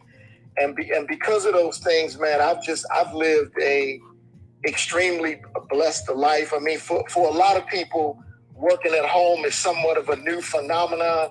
Brother, I've been working from home since 1999. Love it, fam. Love it. And so, and have had a chance to travel, all over the world. And I'm embarking upon, sort of the next iteration of my life, which will be probably in the next 2 years. I'm going to be living 6 months out of the year here in the U.S., and then 6 months out of the year living in West Africa. Wow. That's powerful, brother. That is powerful. I love how you talked about, stepping out on faith. I love how, you had that desire, you had that drive. And even in the face of the wife thinking that you must be high, you still push forward because of what you felt in you. And it means a lot, being a Black man, and thinking about our youth and these kind of things. And I can only imagine what that felt like for you, feeling like, it was restricting, feeling like you could see. I'm going to give you a little bit of a story of my mom. My mom, before I was born, she was a teacher's assistant. She would go on to be a full-time teacher for 36 years. She taught at Lakewood Elementary School 85 and Fort Worthington 86. And so before I was born, she sat in the classroom as an assistant for 7 months, and she wrote down a list of all the deficiencies that she saw in the youth. Now, of course, because of where she was at Johnson Square elementary school, and we used to live right across the street from there on Homewood Avenue. And she took down a list of all the deficiencies that she saw, and it provoked her to start from that place. It gave her that passion to start from that place when I was born to raise me. So as I think about what you're saying about the youth and about the Black, men and the young boys and feeling restricted, I can only imagine how that was that driving force in you. Because when you see what they're dealing with, when you see the homes they come from, when you see all the things, and then as a teacher, when you're required, you have a particular curriculum and requirements, but when you see that those things don't touch on all the things that they need, that became a deep driving passion for you, and I can only imagine how that pushed you, to do what you do. So speaking of working from home, what did that wind up equaling for you in your career? What did that amount to as far as how that would lead your career to where you are now? Like what did it lead you to do? What kind of career? So I work for myself as a consultant. So I when I first started, I was really doing a lot of high end work with gang members, young men that were selling drugs. Right. I mean, because I was a younger brother. I mean, that's when I was in my 20s, fresh out of college. I'm running up into crack houses. I'm working with like major young men that are involved in major drug dealing and mainly in Baltimore. Right. And really kind of honed my skills. And then as I got a little older, I got into writing and was fortunate enough to win a National Fellowship Award, which allowed me to focus more on some writing. I developed a really dope curriculum that's being used all over the country for engaging young Black males about how to survive and thrive in toxic societies. And so I do a combination of, I do a lot of writing, a lot of presentations, do a lot of training with organizations that work with young people. But right now, most of my energy is really focused on, I've fallen in love with writing children's books. So over the last 7 years, I've been developing some really dope children's book stories promoting Black male characters, because oftentimes Black males are absent from the literature. So if you go to my, if you follow me on social media, I got a new book dropping on Friday. Nice. For children. Oh, and so that's pretty much what I do. I love it, fam. Congratulations on the upcoming book. I look at each project that we do as writers or authors or creatives as like a new baby, so congrats on the new baby coming forth, fam. Big time. And Thank you. Can I jump in and ask what's the title and the storyline of your book? Yes. So, and Sherry, I'm just so proud of you. Let me publicly say that.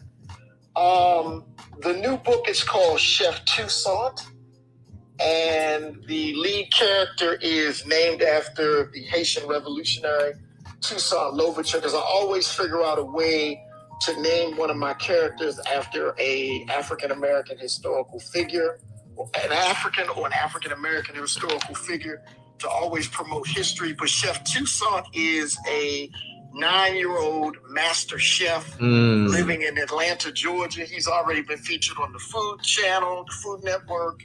His foods are in fine restaurants throughout Georgia. And once again, growing up in West Baltimore, and even the work that I do across the country, I realized that so many of our children have forgotten how to dream. So I write books that inspire young people to dream.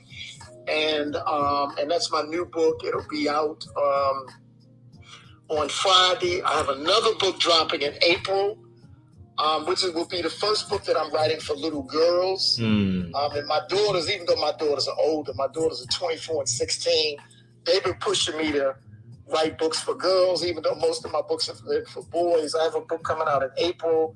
The title of that is Winnie, the Wizard of Wall Street. Nice. The lead character, Winnie, is named after our hero, Winnie Mandela. Wow. And Winnie, the Wizard of Wall Street. Winnie is a 9-year-old financial wizard. And so that'll be out toward the end of April. Bro, I'm so excited about this. For everybody that's here, if you click on David's Instagram, you'll see the very first post is his Chef Toussaint book cover there. Man, this is so beautiful. I love this, and I love the description that you have here. Incorporates entrepreneurship, the importance of family, Black history, healthy eating, and the love of cooking in a neatly written story that will surely engage young readers everywhere. Chef Toussaint is such a fun read, and youngsters will learn important life lessons without realizing it. Man, this is so beautiful, and I'm so excited about this, man. I'm so excited about this, and we'll definitely be supporting you in this, bro. It's most definitely 100. That is incredibly exciting. I would love to talk to you, David. Absolutely, you're exciting me right now. Yes. Well, let me just say this really quickly. My success is really been based on the ability to collaborate. I don't do anything by myself. Yeah. And anybody who knows me will tell you. And I think that the challenge a lot of times for us, for Black folks in America, we always want to do the solo thing. Mm-hmm. And I'm here to tell you that everything that I do, I build out a squad, mm-hmm. or anything that I'm involved in. And so if I can share any advice, fine. And that's the reason why I was attracted to the topic. One, I saw my homegirl Sherry in the room. But y'all, we gotta work. If we gonna win as Black folks in America, we gotta get over our own egos, mm-hmm. and the fact that we've been hurt by people. We gotta find strategic business partners and people that can help us get this work done, because there's so much work that needs to be done in order to elevate our community. But we gotta work together. 100%. Well, one of the things, and I celebrate what you're saying, because one of the things about this particular room and what even developed into this morning show was that people see the word accountability and accountability partners, and they know that they're amongst their tribe. They know they're amongst things that really is a part of how they feel. And I heard that as soon as you came in. And so, brother, it's such a pleasure. It's a pleasure to meet you. I'm so affirming everything. I just now dropped a line on your book post, and I'm just excited about everything you're doing. The other reason why everybody's excited in here, because there's several authors in here. Like, there's several other children's books authors in here. Coco's one of them. And so, yes, great connections as always. You'll always find that here in this space. And once again, brother, I just want to say thank you, and it's such a pleasure to meet you. 100%. Thank you, brother. Yes. David, I thank you for jumping in the room. I am always excited to work with you and see you, as you said, from my childhood friend. But it's more exciting when you see people from your childhood and have an opportunity to work with them. So anything that you need moving forward, we've worked together before, but I'm always here for you. And I'm excited about you. So congratulations on your new book. Yes. Thank you. Such a good time, fam. AP Morning Show. Y'all know how it goes. Today's topic has been all about courage. What does courage mean to you personally? And in addition to courage, this whole topic of fear of success. I want to do a quick reset of the room. I want to say hello to Ella Rhea. I want to say hello to Melodic. Once again to Sherry. I want to say hello to Andrea, Alami, Auntie G, True for Life, everybody else that's hanging out here, the good brother Eric Harrison. We're about to chop it up with. And so we will be here hanging out to 10:30 as always. Right before we go to this next piece and say what's up to LT as well, I want to read the next part about this. Again, this is a Healthline article. The article is up on my Facebook page. Again, that's at Aaron Hill TV. Same name that you see here as my ad if you look at my bio. And if you just go there, you can read along either now or after this experience. This article has been gold. So again, this section here, I'm reading one section at a time as we chop it up. And we're on the section, how do people overcome a fear of success? The first topic that I read was about exploring the origin. The second one was noting how it manifests. The third was visualizing your success. Here's the next one. Say we're going to talk about managing stress and anxiety when it comes to this. And so Stress and anxiety may be contributing to your fears. Here are some lifestyle strategies that may help. Number 1, eat well. Aim for a balanced diet that provides all the necessary nutrients. Don't skip meals. Avoid junk food. Go easy on alcohol, caffeine, and highly processed food. Relax. Make time to kick back every day to read, soak in the tub, or whatever helps you wind down. Exercise. Some physical activity every day is important to overall good health. Join a class or enlist an exercise buddy if it makes it easy to stay on track. Socialize, share a few laughs, talk things over, and hold your support network close. Accountability. Family. Volunteer. Help others is a great way to distract yourself from your own fears. Last but not least, writing it down. Journaling can help you get in touch with your feelings and gauge your progress.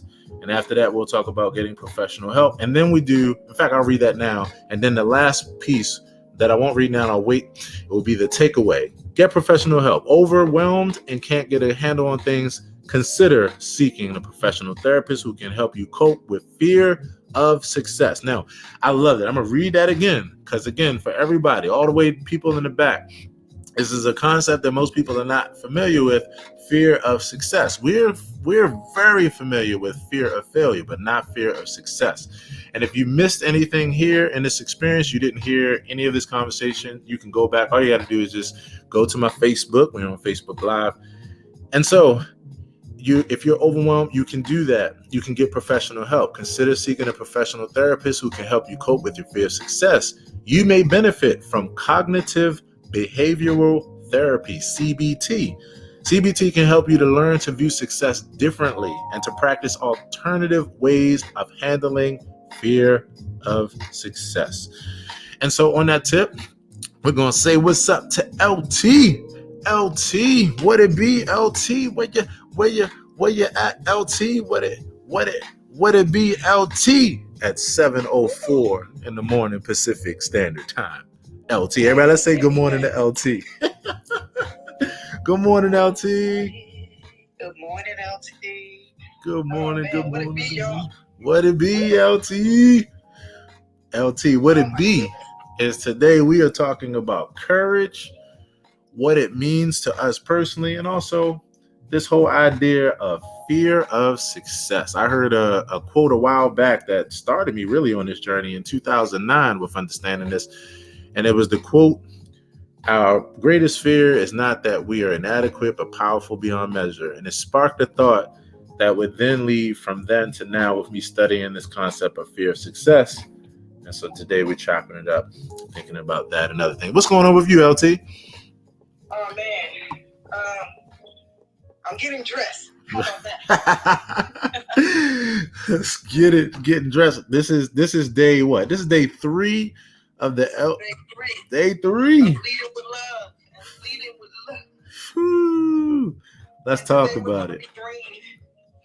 We're going to be green. It's gonna be green today, you said? Yeah.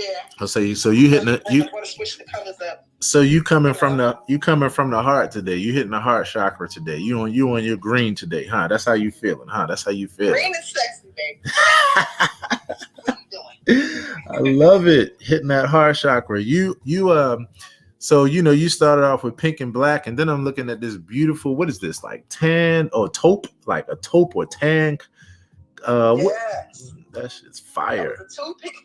A two-piece. Yo, how you just go and get the two-piece like I was going in the office somewhere? I'm just saying, how you just gonna slay us like this? Hitting the office of life, like you just slaying us like this, one day at a time, making this love lead like this.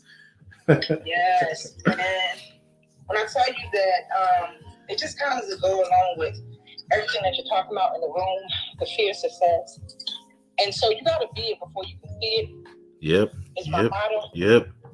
Everything that you desire to be is actually something that you see, but you got to be that thing. Right? You can't wait for that thing to show up. Right.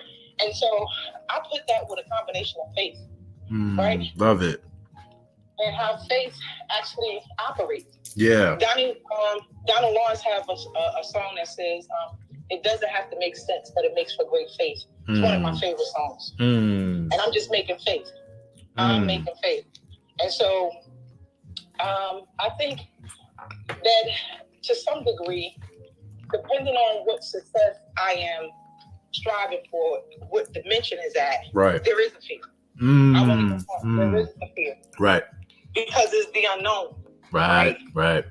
And because I don't know that space, I have to tap into what guided me on this path, which is my faith. Right. Has nothing to do with religion. Mm-hmm. It has everything to do with relationship. And trusting that I'm always led, and I'm always guided to my greatest, my highest truth. So, yeah, with every level, there's a different level of pause. Wait a minute, can I do that? Right. Oh, is that possible? Oh, you said that was possible? Oh, for real, you gave me that vision? Oh, so it is possible. Okay, now show me the steps. Right. Tell me what to do. Align me with some folks. Wait, I have to leave this place? It's not here? Go somewhere else? It's how I've been living my life for the last 11 years. I knew prior to me leaving New Jersey that I was going to leave. I couldn't explain it to anybody else. Right. They wouldn't have understood.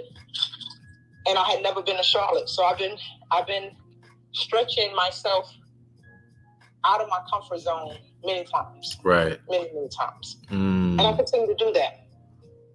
I love that. You know, you said something powerful.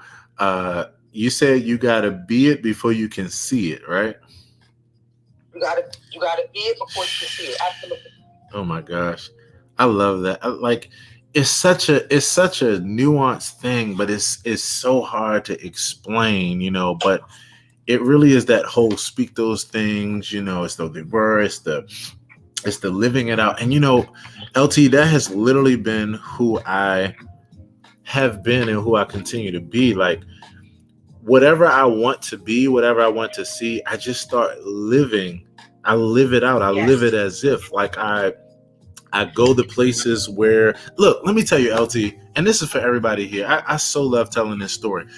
This literally is the reason, this is how I became an audio engineer. I would not have been an audio engineer if I didn't live by exactly what you just said, because I couldn't afford to go to audio engineer school and they didn't take financial aid. But my dream was to be there so much that I would just like call the school and just talk to staff, just hang out with them, just you know, ask questions about the program, continue to put myself just in that environment in any way possible, put myself around those people any way possible. And so what happened one day was I called and I already knew the cost of the program, but I just decided to ask again. You know, I was like, if the closest I get is just talking to these people, that's fine. Like, I just want to be. And so I asked them, like, how much does the program cost? And they told me, and they were like $9,500. But if you go to this career center in your neighborhood, you can get a $7,500 grant to go here. And that wasn't even what they had before. But had it not been being it, had it not been putting myself in that environment, had it not been like surrounding myself with those people and everything else, it wouldn't have manifest.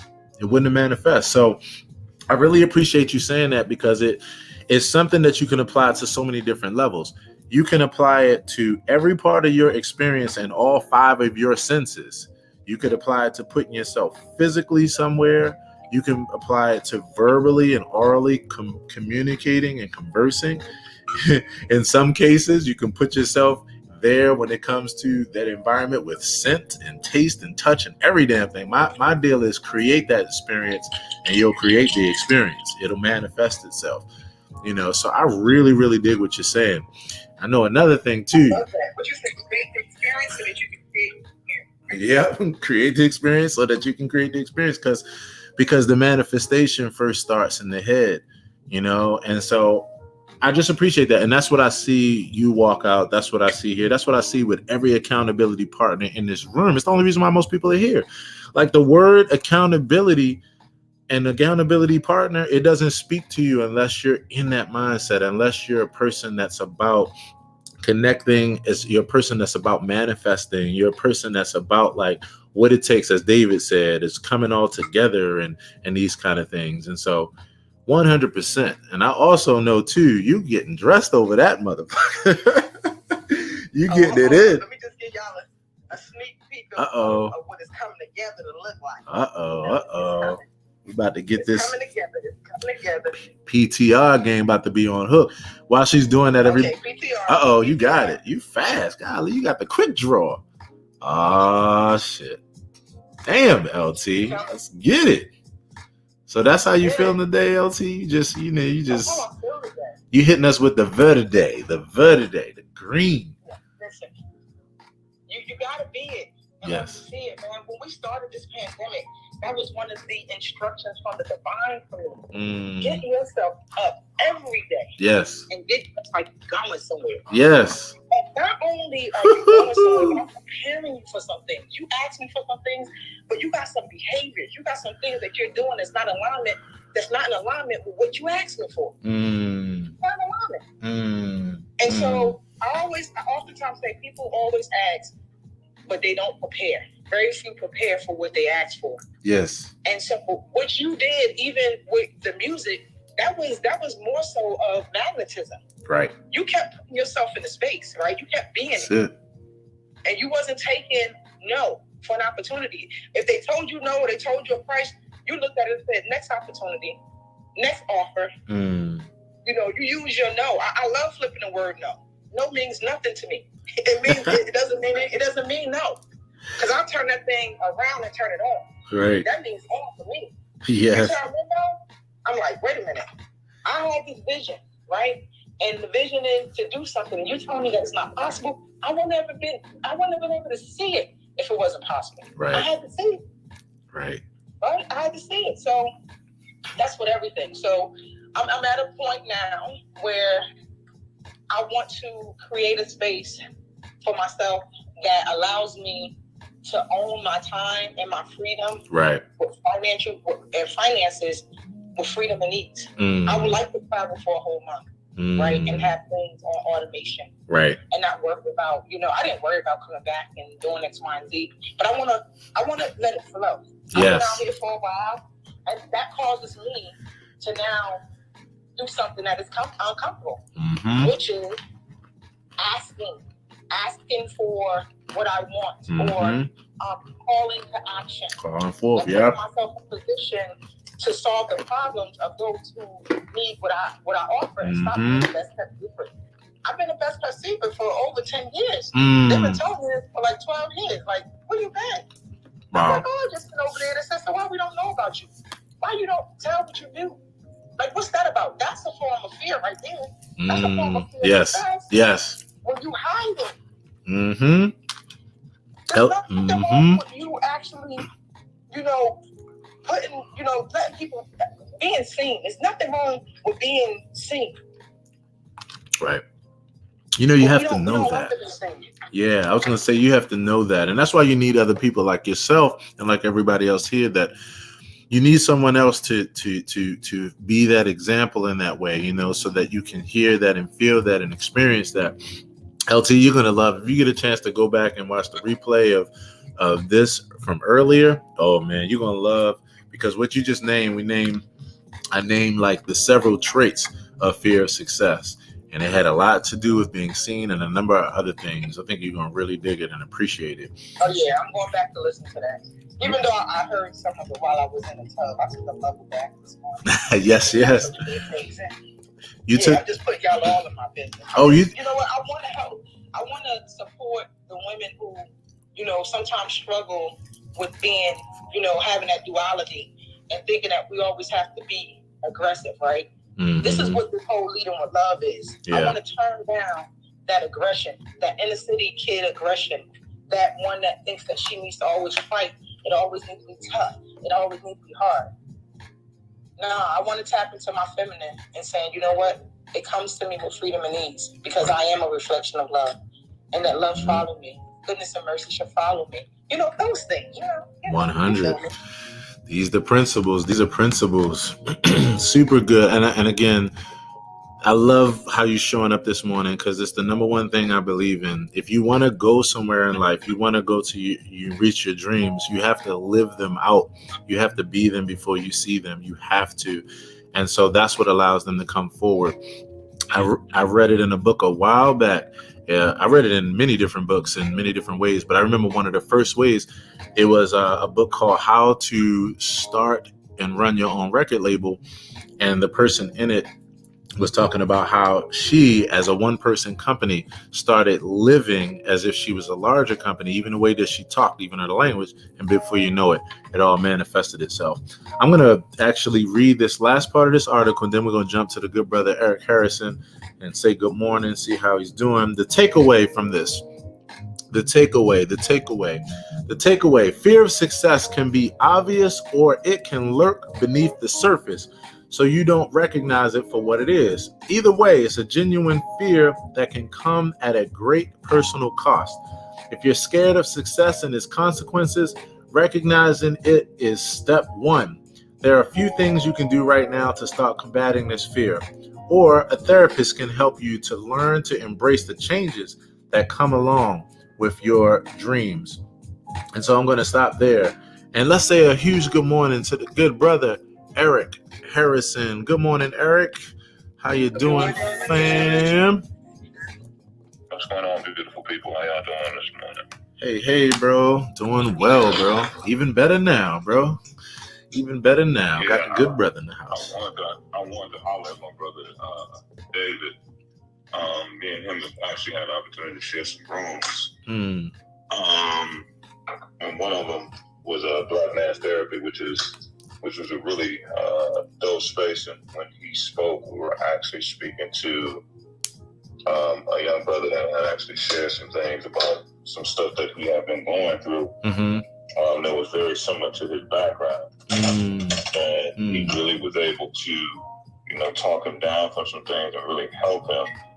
And, I didn't really get a chance to salute him during that time. But I want to give him his space since it was his first day. But I'm going to see if I can ping him back in while we're talking. I'm going to see if I can search for him and ping him back in here. Or if he's on your list, if you're able to ping him back in. Or I'm going to reach out to him for sure. Okay. Because it's amazing all the other things that he's doing. But just that piece alone of how he was able to reach out and really help the young man with what he was dealing with. Right. And what I've been finding a lot lately is that there are a lot more people who are willing to share and to talk about some of the things that they've experienced, as well as how they're dealing with them or how they're not dealing with them. Right. And right. I think that one of the things that COVID has done, and I don't think any of this is by happenstance. I think what's happened is people have had you retreat and stop. And then when you stop, you can really take a look at exactly where you're at and take that snapshot. Right. If you ever try to take a photo when you're moving, there is technology that could try to capture it, but most times if you're moving, it's going to be blurry, so you don't really have a clear view of where you are. Right. You don't have a clear view of where you've been, and you definitely don't know where you're going. So, there are a lot of people out here who have uncovered many things about themselves, including me. Right. And I am not, I'm not any different than anybody else. And what people are doing now is one of two things. Either they're seeking help to try to get better, or they're going deeper into the abyss. And the goal is to try to help people not go deeper into the abyss, because you never stay the same. 100%. There's no such thing as staying the same. No one just stays the same every day. Right. There's a little something that changes, or a little something that either improves or, gets a little worse. Right. So, you have to address those things. So it's been dope. But I mean, and that's one of the things that I'm even working on, even with my brand and some of the things that I talk to people about, whether it's coaching, workshops, or whatever. So it's just been a good time, because I've really been just connecting with and realizing, first of all, what I'm supposed to be doing, why I'm supposed to be doing it, and who I'm supposed to be doing it with. Right. And Proud Papa here has helped us tremendously with hooking us up to the professionals that are needed to not only help others, but to help us in this room as well. Because, you know, who helps the helper, right? Right. Who serves the server, right? Right. So, and this is where the service gets served. So, salute to you, King. Thanks so much, man. Salute to you too, man. Man, can you imagine where we're gonna be? I mean, this is I just can't say it enough.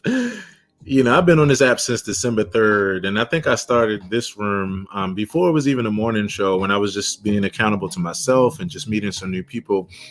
And I'm just like, if we are making these kind of connections and going on to do great things within 30 and 45 days, can y'all imagine where our lives are going to be? So yeah, I appreciate that, bro. And we continue to spiral upward.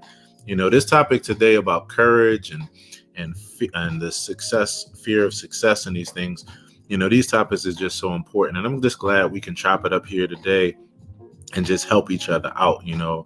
And Eric, I know you can relate to this, because all of us can, you know, dealing with courage, dealing with moving forward in the face of fear, or even just the fear of success, fear of judgment, and these kind of things. So yeah, bro, thanks for continuing to be a light, bro. Continuing to be a light. And to speak to what you just said, yeah, I know that's the question you're asking everyone. And what I said is directly in line with that. I think many times, and this is just my take, responsibilities, pressures of the world, what we have to do every day, pushes down the voices that tell us to do the great things that we, you know, really have been called to do. Right. So what happens is that we don't have the confidence. We do develop fear in some of those areas. Right. And sometimes it's not even dealing with our own abilities. Right. But it's dealing with the responsibilities that we have with others. Right. And, you know, just our idea of being a responsible individual. So sometimes that blocks us or deters us from doing those things that are outside the box, because many times when things are outside the box and they really ain't lining up with society, you know, it ain't lining up with the regular way people get money or the regular way people, you know, take care of themselves. But the thing about it is, if you're extraordinary, then your provision will be extraordinary as well. And you have to always have that in mind. So that's one of the things that, you know, during my quiet time, that's what I've been connecting with. And that has alleviated a bunch of pressure and all of that. And it's really making me not be afraid of success, but having me to just walk into it, not run into it, not, you know what I'm saying, kill myself and pressure myself into it, but walk in it daily. So, you know what I mean? That's why I'm at it. I love it, fam. I love it. And thanks you for expressing your perspective, bro. I love your concept, and I just love what you share. You know, for those that are here that didn't hear earlier, when we started off talking about courage, I put a post up on Instagram. It's right there now. Please check it out. It's the first post on my Instagram page. What does courage mean to you? And I have the breakdown as far as this whole idea of courage, as we've been talking about. I also want to, as we say good morning to the brother Eric and affirm him on his day, I also want to read this. A person's feelings of discomfort spawned from frustration can often produce pessimistic voice without action. With the correct perspective, that same discomfort can serve as motivation to drive you further into your specific cause. Eric L. Harrison. Bro, I love that. It's his first Instagram post. Please check it out. Keep that in your heart, you know, resonate with it and reflect on it. And as always, brother, so appreciate you expressing your perspective. Yes. Everybody, once again, quick reset of the room. We're getting ready to say good morning to Alami. And I want to say good morning to Malika, Elrea, and Sherry Meyer, the brother Shaq, and Chameleon, Delia, everybody that's hanging out. Of course, if you would like to jump up to the stage, we're rounding out this experience. But by all means, Alami, good morning, everybody. Let's say good morning to Alami. Good morning, Alami. Good morning. Grand Rising, good people. Grand Rising, Alami. Thank you so much for being so patient. You know, we've been chopping it up here, and I know you came through the other day. I didn't get a chance to speak to you and that kind of thing here. But good morning to you. Grand Rising. Good morning. Such a rich conversation. I love it. I love the vibe. I was trying to I ended up sending Coco a message because the app wouldn't let me be great the other day. Right. I heard you all talking and sharing and giving me love, and I was like, I can't even respond. So I appreciate it. No doubt. And I circled back because I really like the vibe. I like the space that you've created, and I particularly love today's topic. There's so much, even as LT was talking, there was so much that came up in me. Yeah. Just so many different layers. And I'll try to keep it not too long. But when she was talking about courage and just the role of spirit and faith in that process. Right.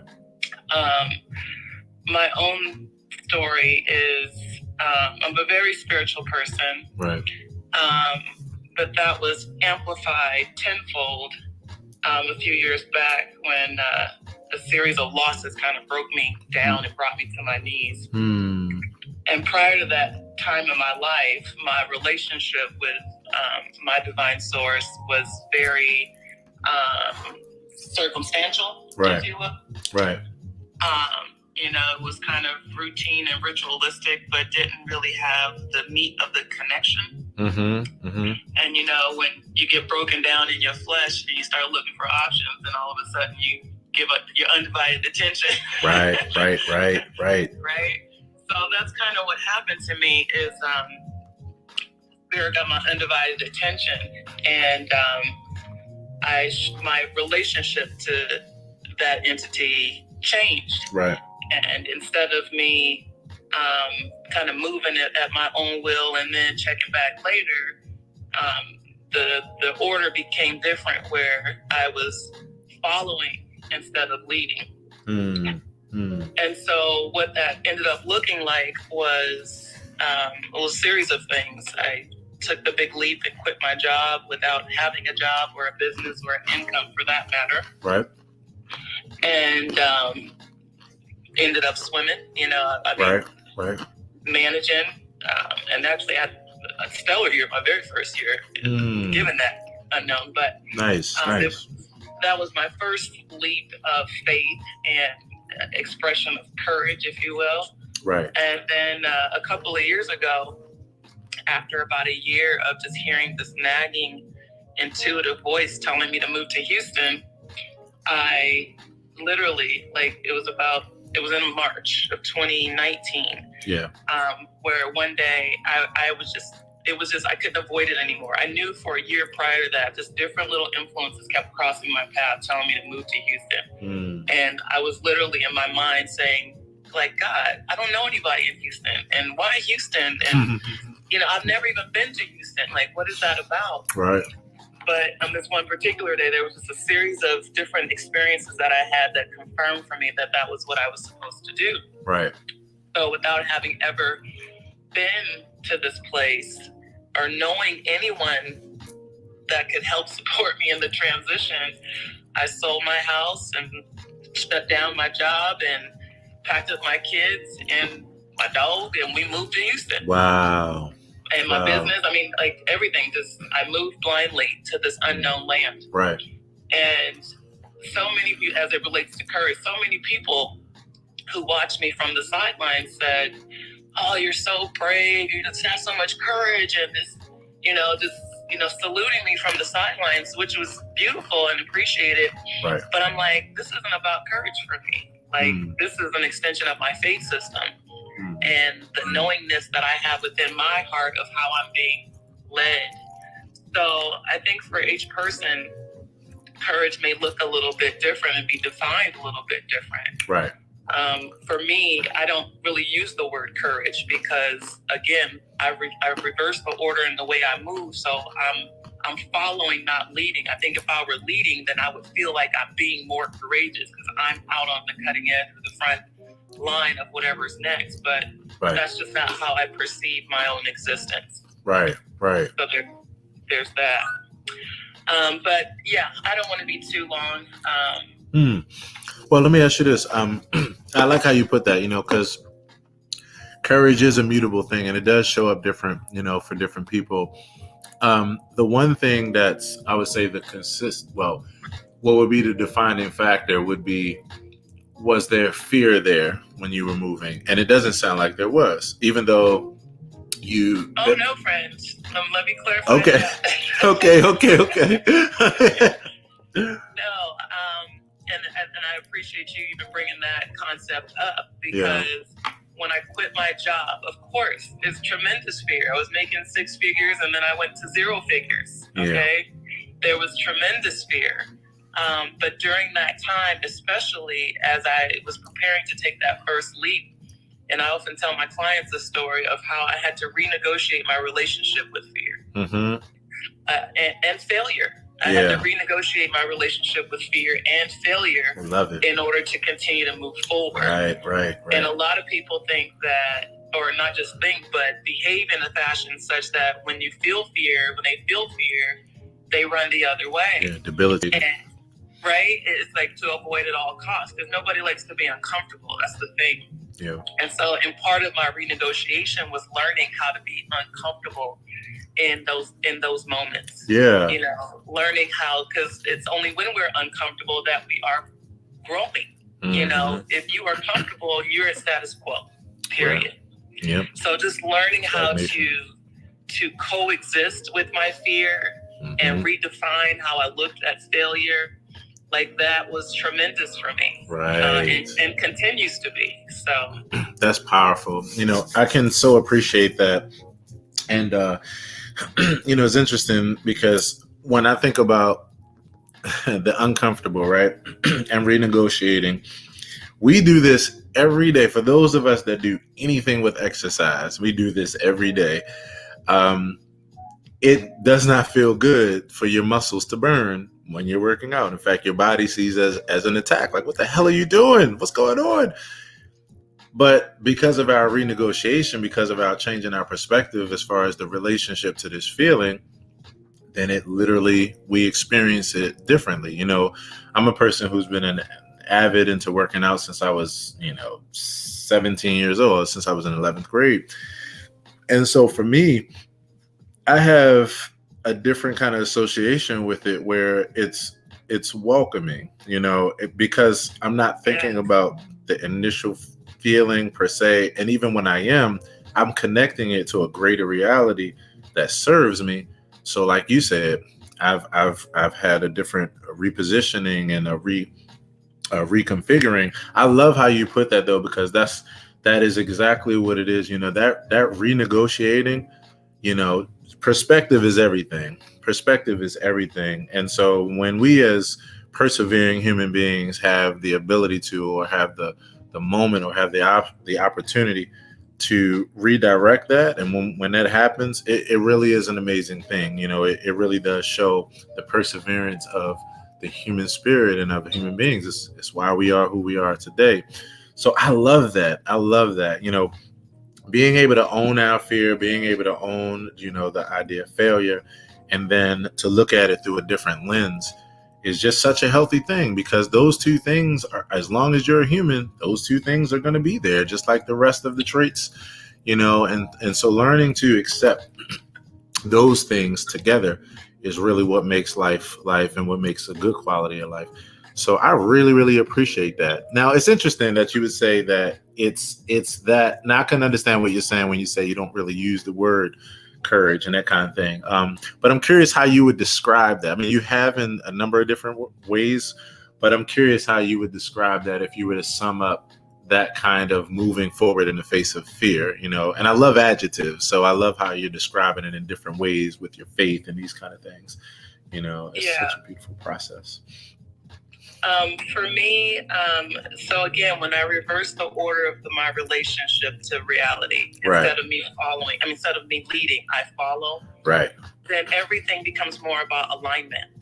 Let me ask you a question. Let me ask you a question about the leading and following. And this is, this is one of those semantic things.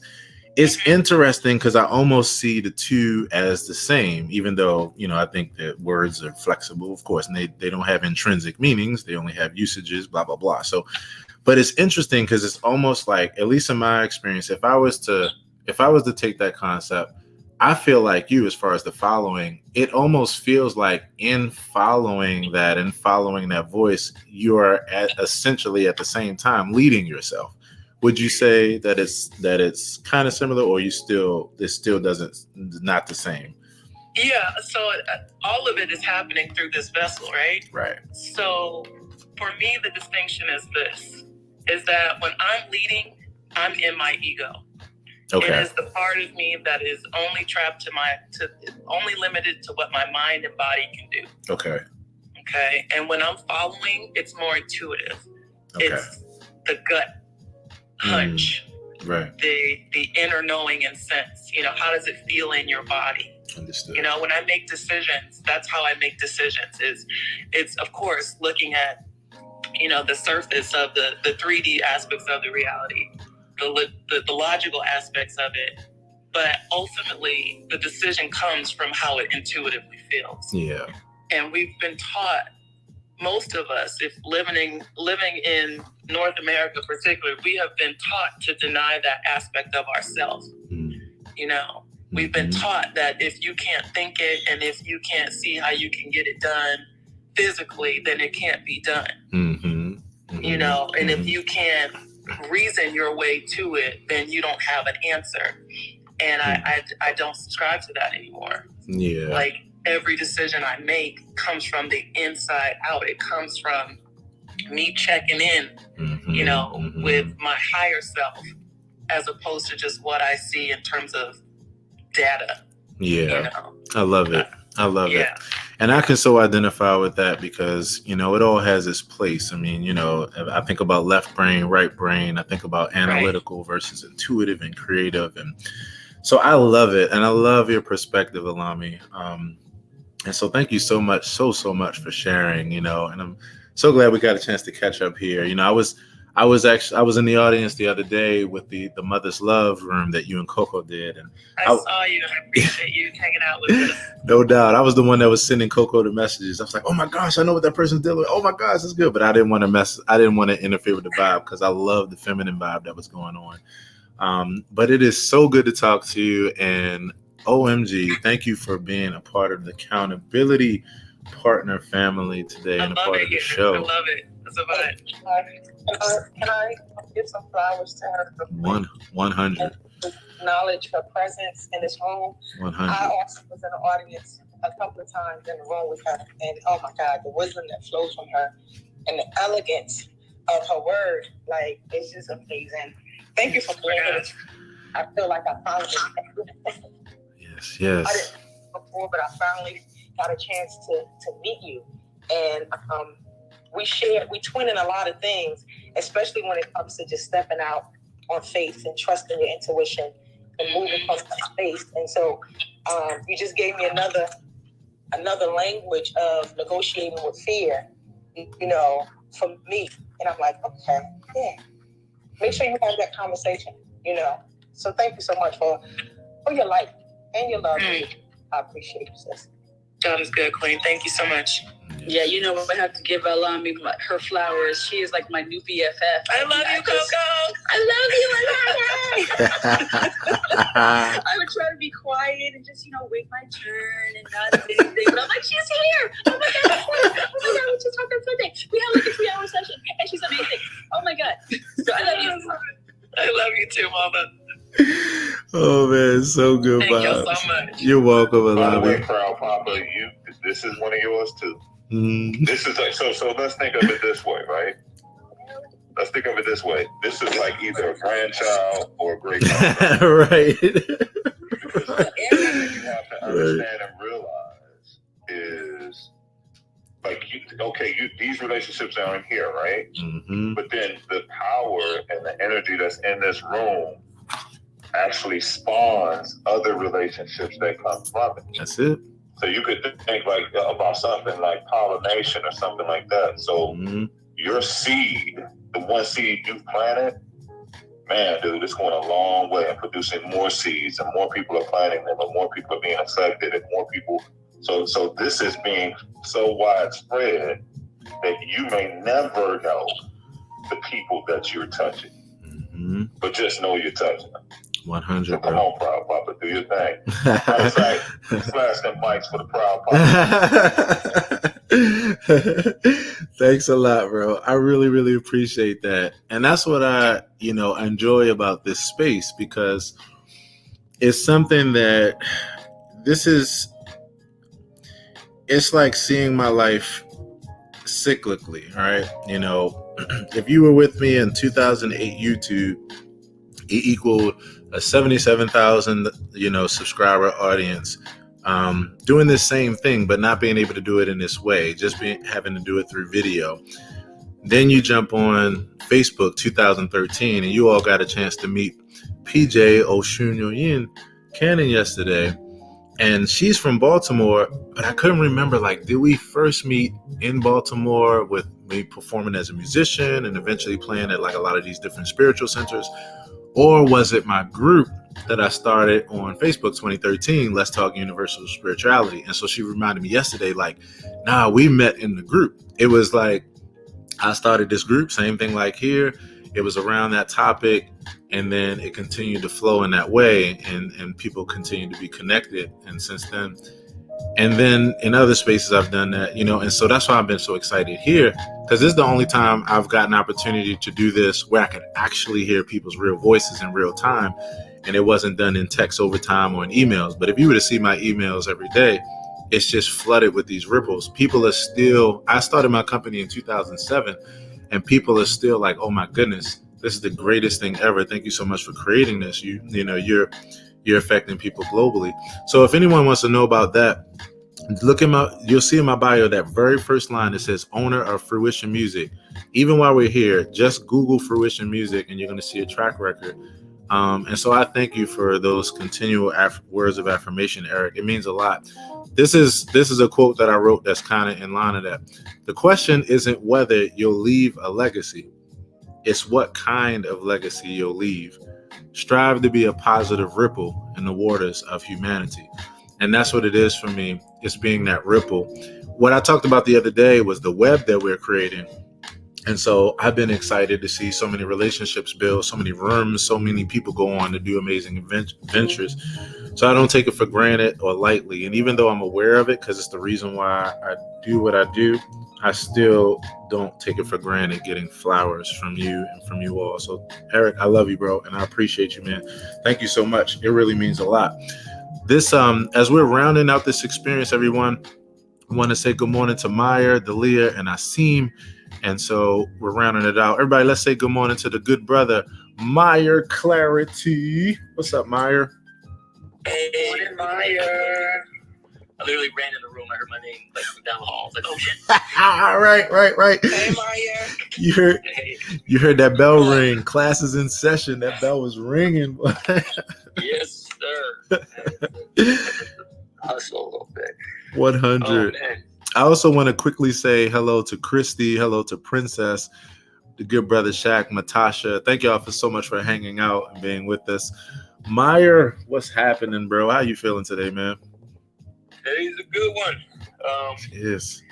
I think I made some progress on what had me in my emo feels over the weekend. Wow, nice, bro. Tell us about it. Absolutely.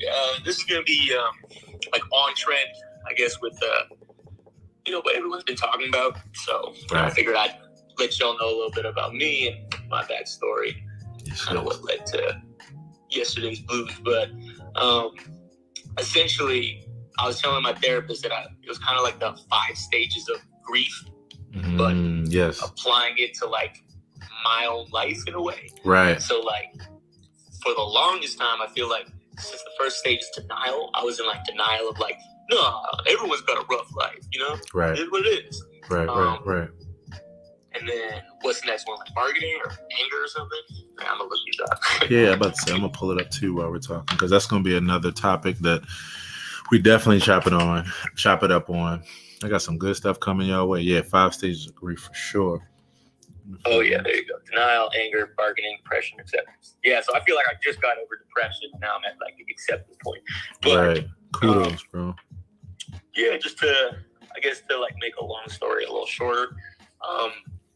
It'd been a long road. One of my like earliest memories is, watching my dad hit my mom, and right after that they like separated, and I was going back and forth between houses every night, which probably wasn't the best idea.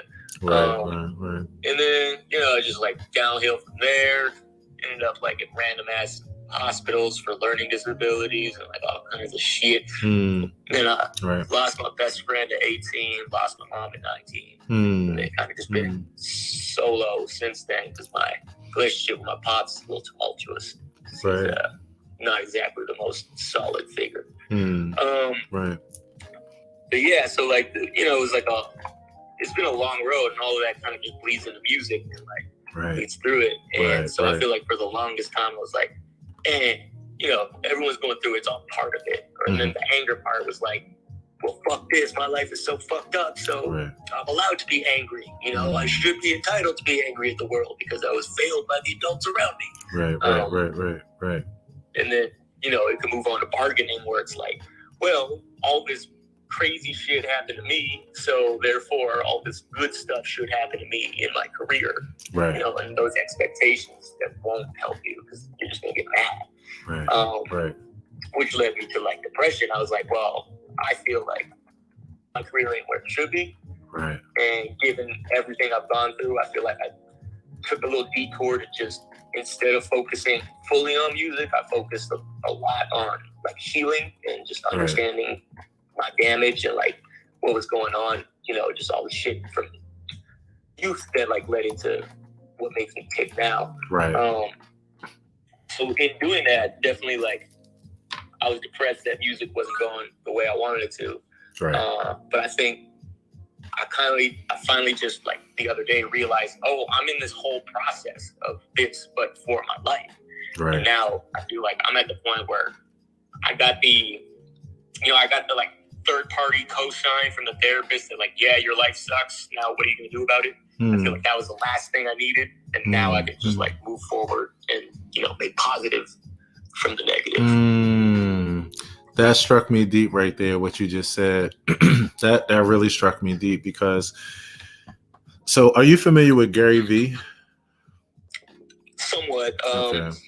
His fans turn me off. Right. I can understand that. Well, here's a revitalizing factor because I'm a deep Gary Vee fan, but it's not. My bad. No, not at all. In fact, you don't even have to say my bad because, I know that my presentation doesn't turn you off. So that's why I was like, oh, there's hope, Now. Oh yeah. You don't talk about that. I do. So, and the reason why I asked that is because one of the things that he talks about a lot is literally facing that reality like that. When people ask him like, what helps him to move forward, what helps him to just collect it together and just continue on, he always says it that flatly, like how you said, it's literally just like, because nobody gives a fuck, and this is life, this shit happened, it is what it is, yep, that's your life, and so now we're going to do about it, and yeah, sometimes that sobering up in that way is a really good help. The thing that I like about what you're saying is that when it comes to these kind of things, man, you named a number of different things that are contributors, and nobody's story is the same. So the ingredients that go to affect us are not the same. They differ from story to story. And so in finding how to help a person, there's a number of different ways you can enter, into that person's perspective in order to help them. And so what I'm celebrating right now is how that helps you, how that sobering statement helped you. And I can understand from the way you added everything up, how that process was for you, man. Like, I have so much empathy because none of those chain of events was sparked or created or initiated by you, and so it is what it is. That's life. You know, there was so many unfortunate things, and all the ways that you felt, it makes sense given those circumstances. And so I just have empathy for how tough that's been. And for you continuing to just persevere and just do the best you can until you got, you know, to these points, you know, because I know it didn't start here, of course. But I celebrate this breakthrough, you know, in a major way, because that sobering up, that swallowing, that sobering up, you know, can be really, really helpful, man. And I like the self-awareness as far as the stages of grief and where you are with it. And I love the fact that I get a chance to be on this journey as you come through with you on that, because I get a chance to just keep supporting you, you know, in different ways personally. And then also, you know, creating a collaborative of people that understand you and that are supporting you in this. Man, congratulations on this next step forward in the journey, bro. I know it has not been easy. I'm grateful for the music, because as a musician myself, that outlet, man, oh my goodness, you know, that outlet is such a needed outlet many times. Wow, bro, I'm just celebrating. Yeah, bro, I'm celebrating because it's a journey. The journey, the destination is the journey. And so kudos for another step forward, Meyer. Kudos, man. Oh my goodness, man, so much love on that. Thank you so much. And I appreciate you letting me share, and just, you know, everyone let me sort of let y'all into who I am as a person. Yes. And additionally, one last thing I want to tack on, just wrap it up to what people were talking about before, in terms of when all this was like going down, you know, additionally, like my spirituality was also like circumstantial. And, you know, it was kind of like wavering. And, you know, growing up, I was raised like, went to a Jewish elementary school. So it was like, oh, no, classic God, and he's mad. Right. You know, I mean, teenagehood, I'm like, life is so crazy that there must be no God because it's all evil. Mm-hmm. And then like, now I'm at a point where I'm like, you know, I think that like whatever it is beyond the scope of our understanding. Mm-hmm. And personally, my theory is that like, you know, the universe is just like a human, like a person walking around. We're just cells in it. So like, you know, inside of us, we all got cells that do shit. Right. And then inside of those cells, there's cells that do shit. And inside of those cells, there's molecules. So I feel like the deeper you go, the more things there are. And the further out you go, the more things there are. And that's just what it is. It's infinite. Yeah. And that's the universe discovering itself. So ultimately, long story short, my spirituality kind of ended up in a place where I'm like, you know, there's something going on. There's something bigger than me. And whatever it is, I'm just like, I acknowledge that I'm powerless to it, but I trust this process. And I will do whatever I can to benefit the world I'm in, rather than get swept up by the things that it throws at me. Powerful, bro. Powerful. Oh my goodness. Aaron, can I jump in there and add something? No doubt. Thank you for asking. I'm sorry. You said yes? Yes, no doubt. Oh, okay. Absolutely. Meyer, hi. My name is Alami. How's it going, Alami? Good to meet you. I'm well, and I so appreciate your story and what sounds like resilience on the other end of it. I want to add another layer to what you were saying about the 5 stages of grief. The psychiatrist Elizabeth Kubler-Ross is who came up with that, the 5 stages. And later in her work, she collaborated with a guy named David Kessler, and he actually added a 6th stage to grief, the grieving process. And that 6th stage is meaning. So after we go through the denial, the anger, the bargaining, the depression, and the acceptance, that 6th stage is meaning. And it's as in finding meaning and purpose or utility to the experience. Like, what is being birthed in you on the other side of your grief? And it sounds like that's kind of where you are as you just started talking about, and I'm glad I wasn't able to talk before you started sharing about your spiritual life. So I invite you to add that as another stage of your process, and to look for the lessons and the blessings that you gained throughout all of your hardship. And I know that's hard to do sometimes because some of it just feels so icky. It feels so unwanted and undesirable. But if you were to stop and really reflect on who you are today, you are the sum total of all of those things that you've been through, right? Mm-hmm. The good, the bad, and the ugly. And oddly enough, contrasting experiences, undesirable experiences, bear great fruit. And so I welcome you to engage yourself in some free thinking around what did all those experiences come to teach you, and how can it catapult you even now at this stage in your life to the next place where you're wanting to grow to. And I guarantee you're going to find some good stuff in that. Oh, that's beautiful. I love that. Thank you so much. Much love. And thank you for letting me share. Yes. Absolutely. That really resonates with me. Yeah, it makes perfect sense. Yeah, it's like the wisdom that comes from, after all the hardships and the long travels. Yep.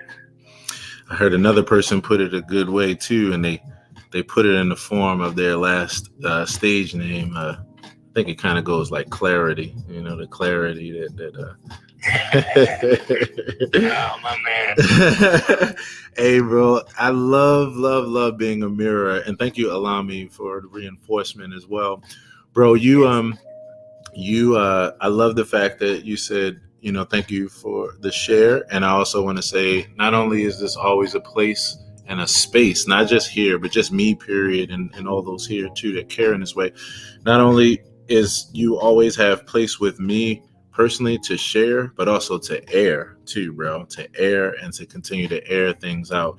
I love it because I feel like even what Alami just said really kind of echoes really what you've been saying, because you've been putting the meaning to it even as you were starting to speak it and as you were looking, outward and putting it all together. So kudos to you continually on that journey. And as always, bro, thank you for knowing where you can share and where you can air, bro. We love you, man. Much love and respect. Man, so much love. Thank you. Much love to everyone out there. I hope everyone has a great day. Yes. Family, I got a hard stop at 11. And so what I want to do right now is I want to say hello to Delia, Asim, and Brother Shaq. And I also want to say, again, thank you to everybody who's hanging out in the audience. Delia, how are you today? I'm good. I'm really vibing. Yes. With Maya, and thank you, Alami, for chiming in. And I think what the arrival at the different stages. I know that Alami knows this. That people waver, people fluctuate, and when people are communicating across stages, also. Especially those people who are at that meaning phase and helping others transition. Mm-hmm. It's always interesting when people engage across that. Mm-hmm. One thing, I don't know if there's more stages that are needed, but I love how Meyer both held in his hand that the universe, don't give an A, but also we are the universe's mirror and thinking itself, and we are doing the collective consciousness work and creating together, and also to remember his small part in it. Your path. Earlier, someone was talking about leading and following, right? And as a humanist, I always have to reinterpret things a little bit and remember that faith is the divine knowing that. That path has already been walked. Mm-hmm. That path and everything in that future, it already exists. And you do follow it. You follow it because you already have. And that does help. So, this is cold. This is real cold. Isn't it fire? This is Superman kind. I'm telling you, I love the fact not only do you follow it because of that, I feel like you follow it because you are it, and I look at the cosmos in a couple different ways, which is why I like what Myra said, as above, so below, right? As outer, so inner. And we are a cosmos within ourselves, and so as a humanist as well, it's that same way for me. I love this journey. And I love what you shared there, Dalia. Brother Asim, good morning, fam. How you doing, Brother Asim? Morning. What's happening, fam? Very much. I kind of woke up late and I was like, oh man, did I miss the show? No doubt, bro. As you can see, I'm putting in some OT. I gotta wrap up in a few minutes, but I just wanted to make sure that I allowed everyone. Well, first of all, say good morning to everyone, and then also, if you had any thoughts in relationship to what we've been talking about today, whether it be this microcosm that we just talked about with Meyer and just life and circumstantial, scenarios, whether it be courage, or moving forward in the face of fear and the fear of success. Is there anything that sparked a thought for you, bro? No, I'm gonna have to let that resonate with me. I just really want to say, we need you to request to have this as a club. This is, bro, this right here. Yeah. Deserve more recognition for the platform. Here's what might help, because I've actually put in for a club over 6-7 times now.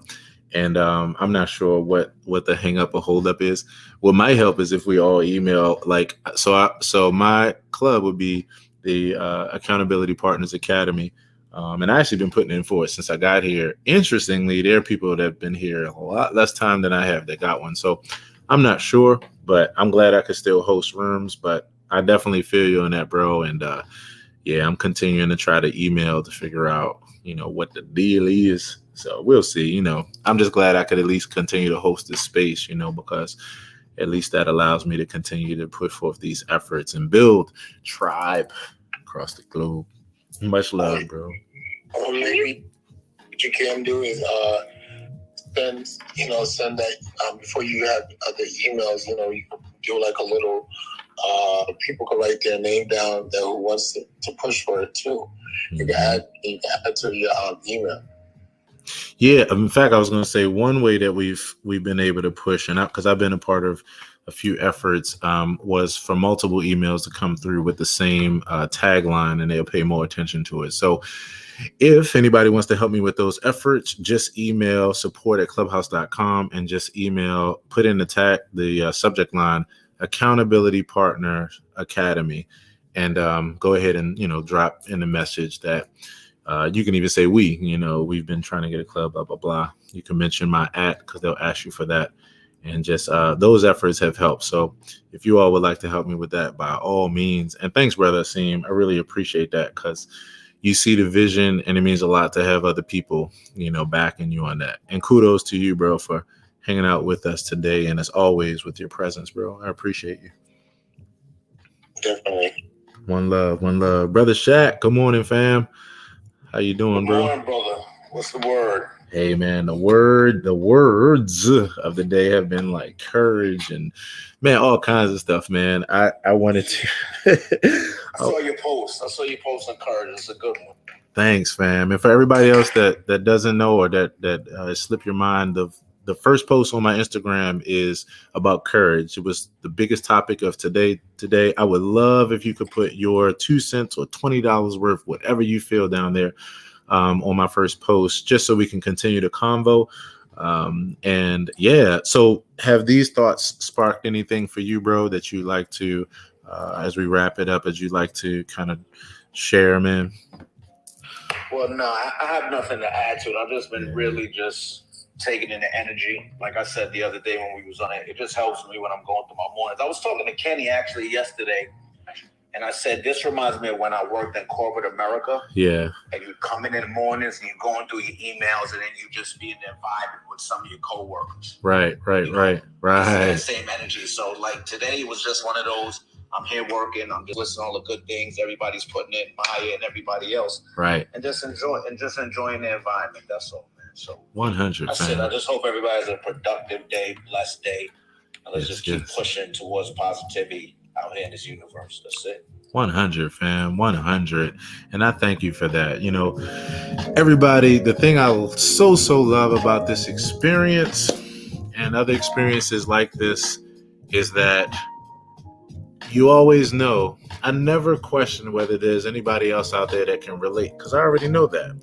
It's just a matter of sifting through this huge humanity to find your peeps and find your tribe. It's also why I never question my intentions, because I know they're alive and they're about life and living and positivity. I'm glad to say that here we are. For some of us, we just met a day or two ago, and then some of us, it's been 30 days. And so the brother Ken Briscoe, even as a good friend of Brother Shaq here, he mentioned last week, he was like, man, we were talking about just how good this environment was, ecosystem, and then to create space like this.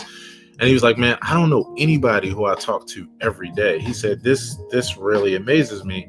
And it was yet continued confirmation as to what this is and what we do. We stand together as accountability partners, and we will continue to do so. And so on that tip, I want to just say to my family, to LT, to Alami, the good brother Mike, Clarity, Amber, Dalia, Asim, Brother Shaq, Edifly, T, Auntie G, Sherry, and Ella Rhea. Much, much appreciated. I really want to affirm you all on an amazing day today. And before you go, I want to leave you with one of my ponderings. This is from my ponderings book, and this is on medium.com. I'm gonna read this one to you because this is my 2.0. This is my 2.0. And I say 2.0 because I've accepted now that although certain ideas have been around for long periods of time, and although they are deeply respected, which we should, sometimes we need updates to these thoughts. So here's one. Do not, I repeat, do not treat others the way you desire to be treated. Watch this. In general instances where your preferences just so happen to match, you'll be spot on. However, with the reality of living in a world of different preferences, you'll inevitably be unintentionally assuming and unknowingly dismissive to what others desire, even before putting the principle into action. In my opinion, the more appropriate mantra should be, treat others the way they desire to be treated, so as long as it does not jeopardize your morals and values. This way you can be respectful, sensitive, and mindful of others' desires while maintaining your personal values. And then everyone wins.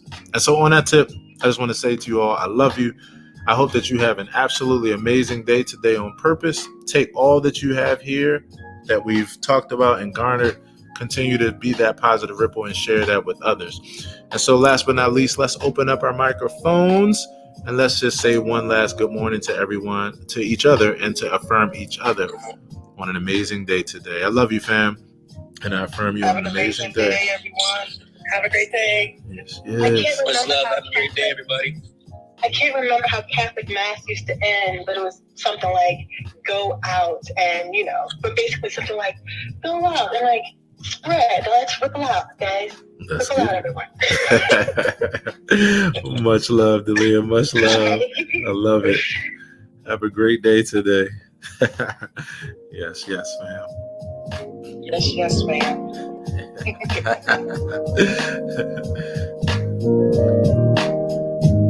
Edify, we love you. Congratulations. Oh, well, we congratulating on Edify. Congratulations. Whatever the hell. She's in a new magazine. Woo! Oh, I see. Sweet potato. Oh, dope. Congratulations, SP. Sweet potato sensation. I miss her. Me too.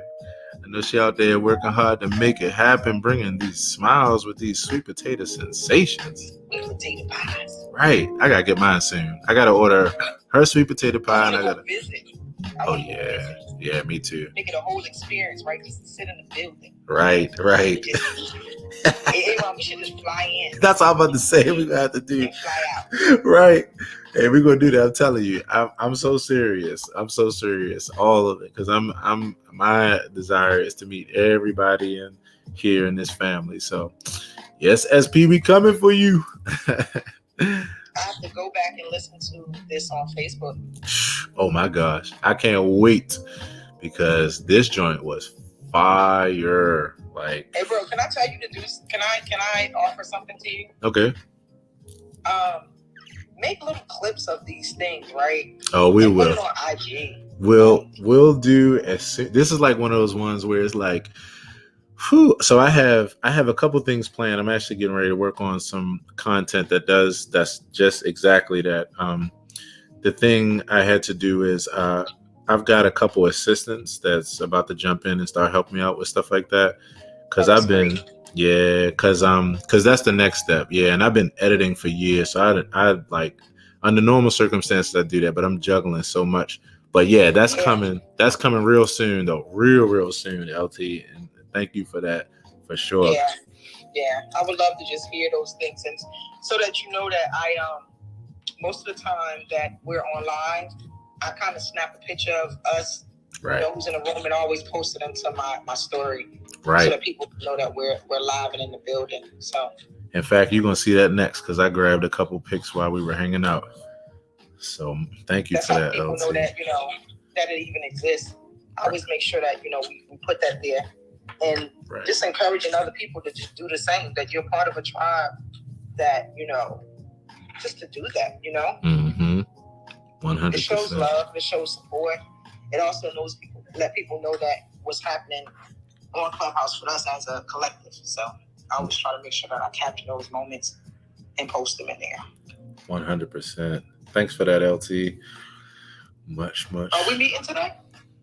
Today, I gotta get ready for a meeting with Sherry and a few, because we got a client that we're jumping on with at 1:30. Then we got the 3 o'clock joint here. So it won't be today. And I'm wrapping up a few things because of this Tallahassee trip that I'm on. So yeah, I want to jump right in, but yeah, I'll definitely connect with you. I'm probably gonna have to wait until after this weekend once I jump back home on Saturday. Okay. So Sundays are always good for me. It's the days that I kind of like chill out. So. Oh, sweet. Well, I might holler at you after the town hall joint this Sunday. So, yeah. Oh, I need to come in there. Ping me in that room, because I don't even be on Clubhouse on Sundays. I kind of like take that day to not engage in anything on like social. Well, not Clubhouse, because we spend a lot of time on there. Mm-hmm. I know I do. So. Right. No doubt. I'll definitely do that. All right. Cool beans, LT. All right. Well, have an amazing day, Aaron. Be safe out there and travel safe. Until next time. Love and light, my brother. Love and light to you too, LT. Thank you. Peace, everybody. Peace. Peace, man. Hey, yes, sir. You checked my new track, by the way? I haven't, bro. Thanks for telling me that. Can you? Did you already DM it to me? No, but I can do that again. Yeah, do it right now, bro. Just so that do it as soon as you get a chance. That way, I won't forget. For sure. And I'll check it out right now. In fact, as I wrap up this experience. Amazing. All right, dope. I'm sending it right now. Thanks again for today, man. You too, man. Thank you so much, man. And again, I'm excited for your journey, bro. And like I say, I'm here by you, brother to brother, man. Man, likewise, love it. Love the sir. show. Like, I'm here for it every morning. All right, I'm gonna send that to you, and I'm gonna let you get on with your day. Take care, everybody. You too, bro. Peace, man. All right.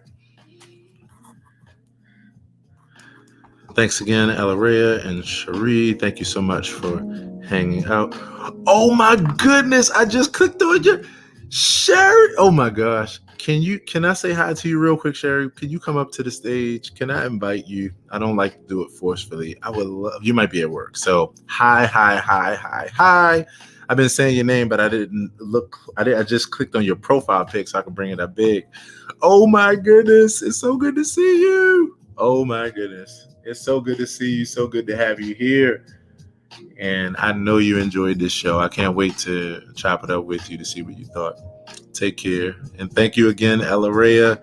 I hope that you enjoyed this show today. I'll see you all tomorrow. Take care. Peace.